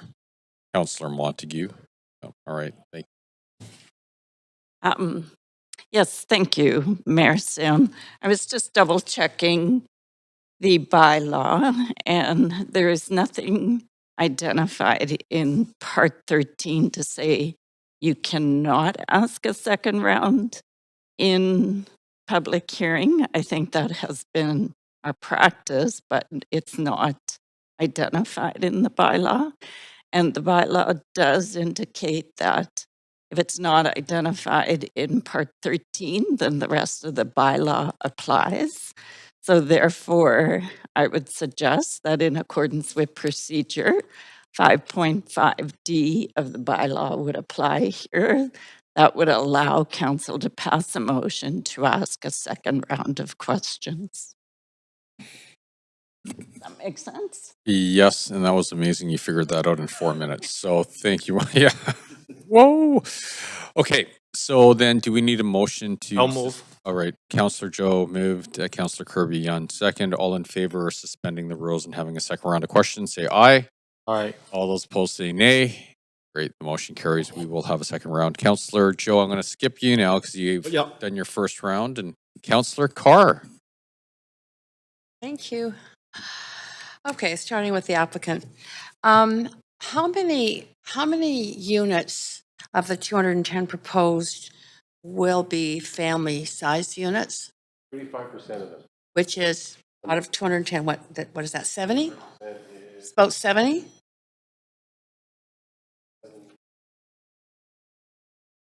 $70 plus or minus, I think it's about 70. Okay. So, yeah. So we are talking about finding some, because it's the 2 and 3 bedrooms that staff are saying they want to see the private bath. That's what we're talking about. I'm going to be switching between applicant and staff. Staff, what analysis do we have about the need for the kind of outdoor space for children? And I'm going to preface that by saying I have grandkids, 3-year-old, 5-year-old, and when they were younger, 1-year-old, West End, man, they never used the balcony. They used the shared space because they needed space to run. So I'm just wondering what your analysis is on the kind of space that's needed for children. Thanks, Councillor Carr. I'm going to move that question to my housing planner, Emily. Thank you, Teen. Yeah, all we can say really is anecdotally that private outdoor space is really important for families, be it just to get that outside space or just for children to play and get time to play outside. Really, it's really just anecdotal, but it is, we know it's very important, and demand is high for family units with private outdoor space. Right. Okay. Thank you. What kind of analysis do we have on the use of balconies? I live in the West End. I probably see in a typical West End building 0 balconies used on the sunny side particularly. But what do we know about the kind of stats? I mean, I'm talking the small balconies off a unit. I just happen to be standing here, so I'll answer it. Kevin Spans, Senior Development Planner, MetroCore and Broadway Plan Area. The requirement for balconies is predominantly a principles-based thing. We haven't delved into use of balconies. It's more that we know through research that we've done, prepared by third parties or academic research that shows that people are substantially less likely to feel isolated in their homes or unhappy in their homes if they have the ability to look down the street or up at the sky. In absence of corner units for all units, people rely on balconies to be able to take a breather without having to put on their shoes, put on a coat, whatever, go up to the roof and things. And I should note the Juliet balconies that are proposed by the applicant will make for some very great units, and especially the corner units will have great airflow. We support that.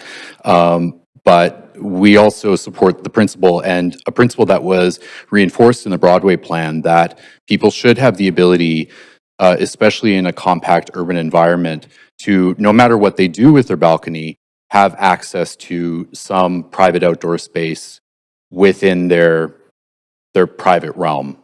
Right. How important is private outdoor space when small versus larger outdoor space that's shared?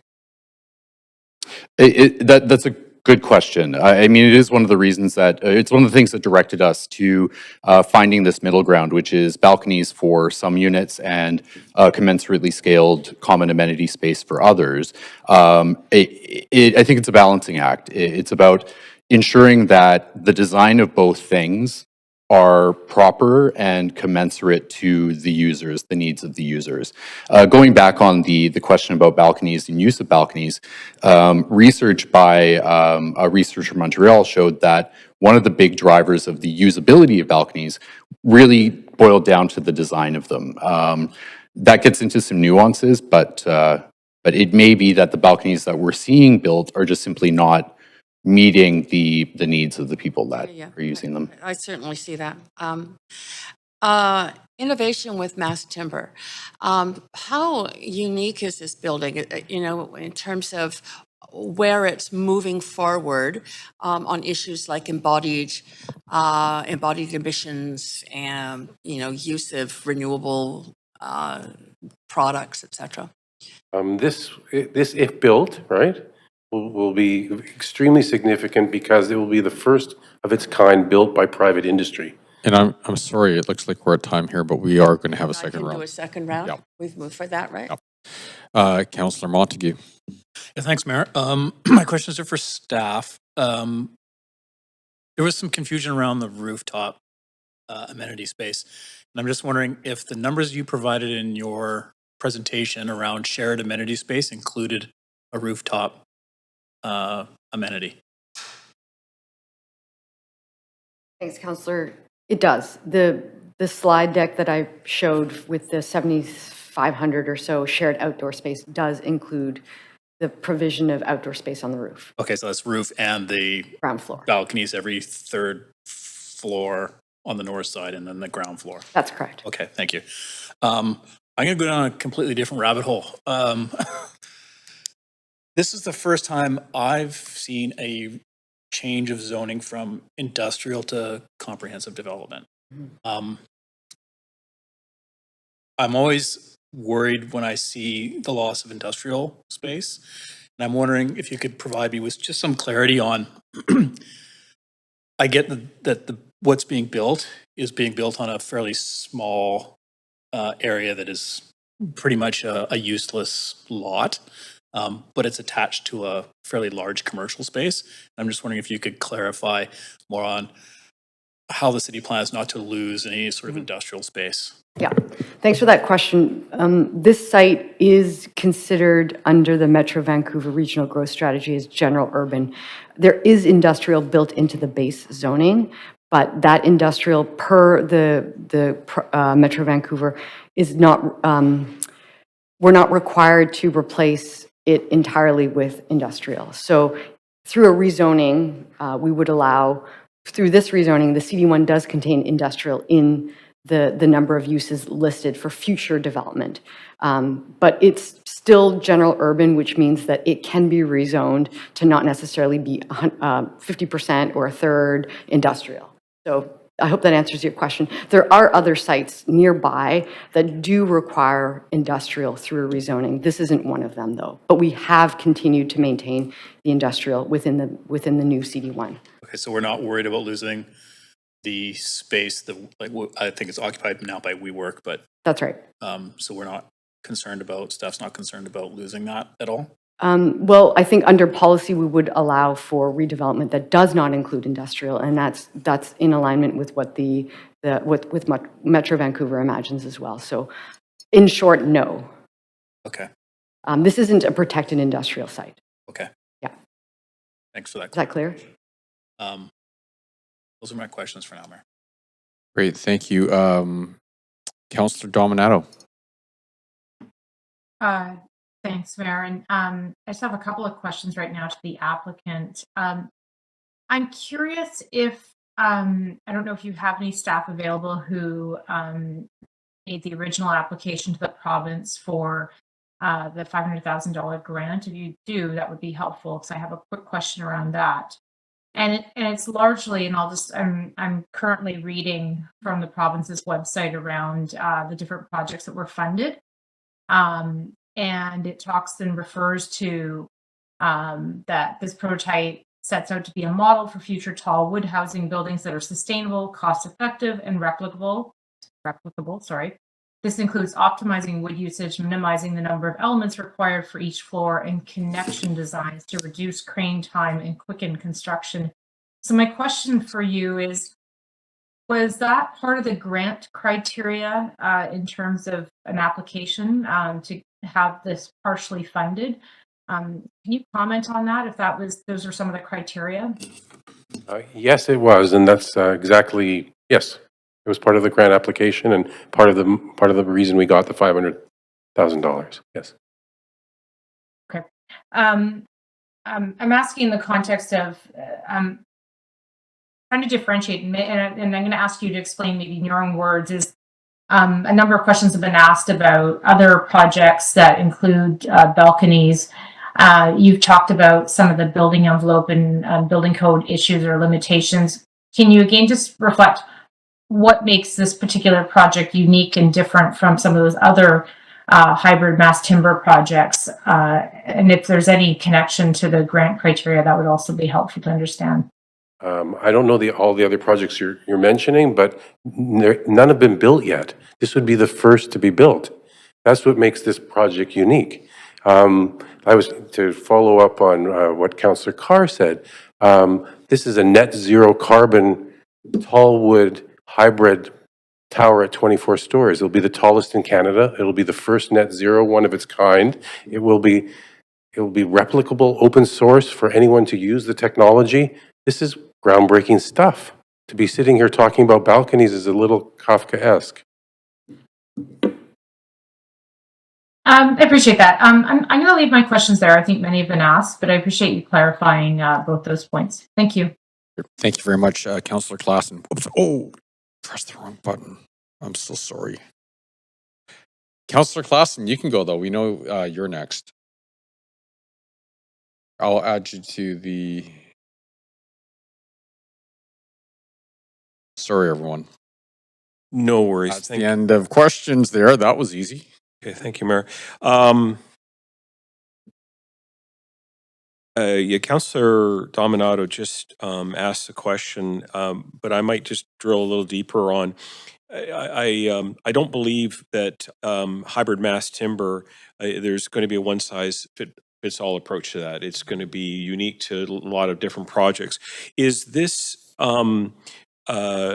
is the potential troubles that you describe in having the additional balconies kind of almost a feature of this, or something that is kind of unique to this design because of the use of steel and wood? I think anytime you do any wood building, be it a house or a 4-story wood building, we worry about water penetration. The taller you go up in the air, the more difficult it gets to service. The more penetrations you have, the more difficult it gets. The minute the actual wood structure is wood, the actual structure on the floor slabs are wood, and you're bolting through any envelope to it, it gets really vulnerable. So everyone's going to have this problem. None of those 11 projects have been built. None of those 11 projects, architects have built one. So it sort of speaks for itself. It might be buried somewhere in the materials that we've received, but the exterior, I see that there's a kind of a sheen on the renderings. Is that because is that wood, or is that a? That's the proposal right now. It's glass. It's like that has a wood veneer embedded in between the two. There's a local company that actually has a proprietary product that does that. Sort of exciting. It'll be real wood encased in glass. You've got in your presentation, you show very beautiful, in my view, application for the common balconies.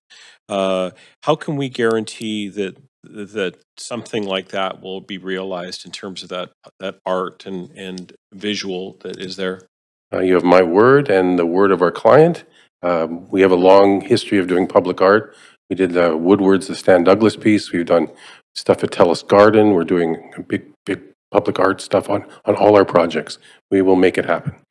Just recently, a number of counselors got to have a really compelling presentation about social isolation in larger buildings. I'm very interested in making sure that we address social isolation. And I just want to, maybe if you could take a second just to describe how this design, including its various common areas, including the outside main alley, will address that. I think it's a really good point. Socialization is a huge issue in our society. And one of our very first rental project with Westbank many years ago, called the Lorne in the West End, was the first of its kind. And the thing that makes the Lorne unique is the programming that Westbank puts into their rental projects. They have a programming coordinator who organizes events for all the residents, things that happen every week, every month, that they all get together. These common area balconies every third floor are larger and able for people to bump into each other and share a meal. I think it could be really special. I think they could be better than everyone having their own private balcony. I'm just going to, and this might be staff question, but this objective around private outdoor space for families, it seems to me that these areas are so small that gathering in a private area and private space like this, we've heard a couple of comments here about the fact that these balconies sometimes are not particularly well used. How does this serve to help people's mental health in that regard? I heard it, but I'm not entirely convinced that a very small balcony does that. So our research has shown that, once again, it often is the design of the balcony that reinforces how it's used. But what we've also heard is that in homes where you're raising a family or you're living on your own in Vancouver in dense urban living, the balcony is seen as additional space to somebody's private realm when they don't have a lot of space otherwise. So it is the space that people have to go out and barbecue hamburgers without having to go up to the roof and then come back down. It's the space where they can keep their skis when they don't have another space to put that, or to get a breather if they're working from home and they experience what's called just thermal. They're looking for what's called thermal variance, experiential thermal variance, which is if it's hot out, even if they have the AC going, they want to be able to just have a cup of coffee. I'm sorry, on the balcony. So we're at time as well. Apologize. Thanks. Councillor Carr. Continue with the importance or the innovativeness around mass timber and embodied emissions. Yeah, no, if you remember the slide that we put up, that this project will have 50% of the embodied carbon of a typical project.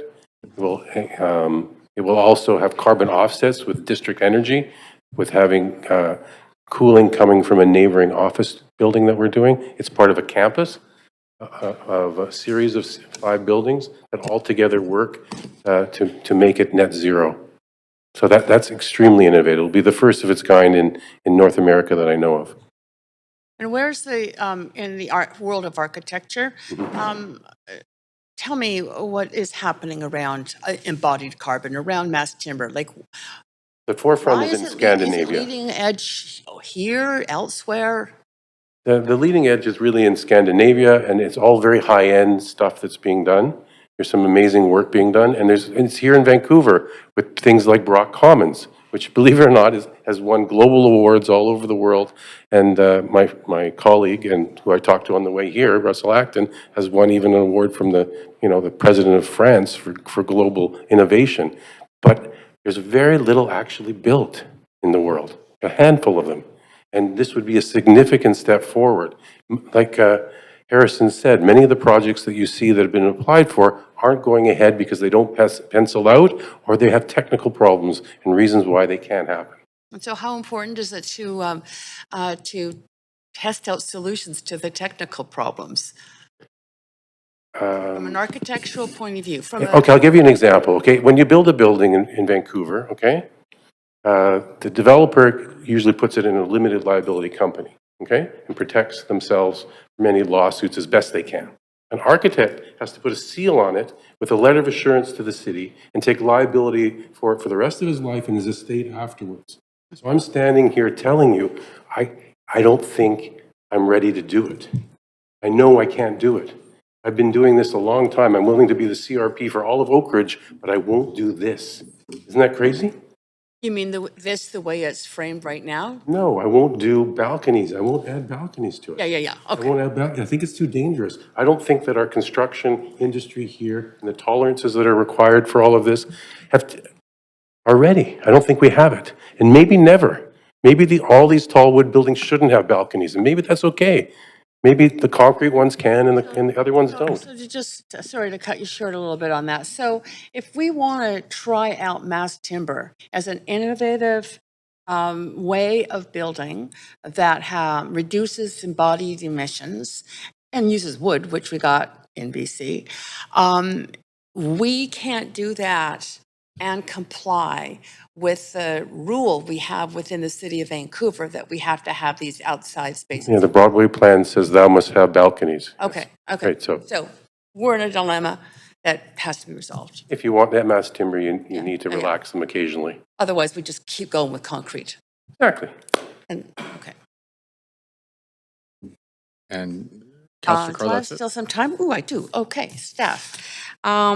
So staff, how do we know if a policy is effective? How do we know if having a small outdoor balcony gets used by children? That's the point of it, I imagine. So where's our data? So it is one of those things that would have to be looked back upon. One of the big indicators will be tenure of the building, the period of time that people live in the building, as an indicator of the level of comfort and happiness or satisfaction that they have with their with the home that they live in. The provision of balconies is not just to provide children outdoor space; it is to extend the indoor living space of all units.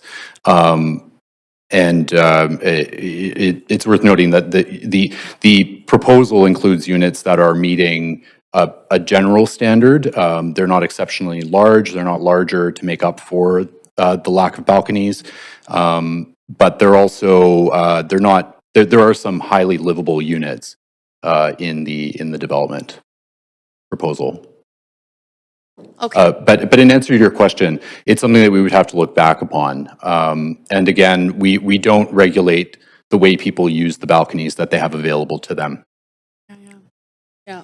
So we're not really sure, but we have a principle, but we don't know if the solution is necessarily the best practical solution. As I say, as opposed to having a whole lot of outdoor spaces, having a whole lot of, not even shared, necessarily just shared spaces within, but public shared outdoor spaces too, like. And again, we have to lean back on the research that's been done about dense livability in general, which suggests that people broadly are happier when they have the ability to access the outdoors from inside their private home. And we are at time. Right, And okay, look, thank you. thank you very much, everyone. And looking at the time, we do not have enough time to go to our next speaker. I'm going to stop Councillor Scar's timer. And so seeing no, Well, can I move to extend this meeting? okay, you can. And I think to extend the meeting, we need a 2/3 majority to get through unanimous. Hold on. If we want to vote. Okay, so we need a 2/3 vote to continue to hear speakers, and then we need a unanimous vote if we want to debate and have a decision. So, is someone following a motion to extend this meeting to Extend to hear the speakers? No? To finish? There are a lot of speakers.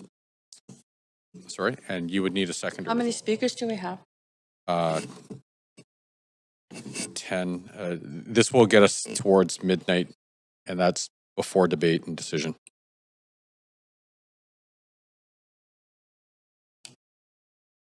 Mayor, this is Councillor Boyle virtually. I have a point of procedure. I'm wondering if you can clarify for council and the public when the reserve time is, if we do or don't continue, when we next pick up That's the a great rest of this question. meeting. Thank you, Councillor. It would be January the 30th at 3 p.m. in the council chamber. Okay. And we have 2 Appreciate that. minutes. So,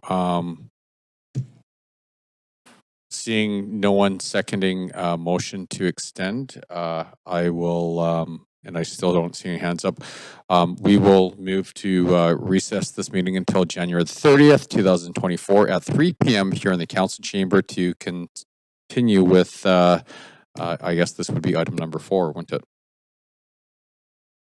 Oh, continue the question, sorry. Awesome. And Councillor Joe, you will be next. Oh, No. in next week. Okay, yeah. Awesome. Thank you, everyone. Thank you. Thanks, Chair. Thanks, Mayor. Thanks, everyone. Night, everyone.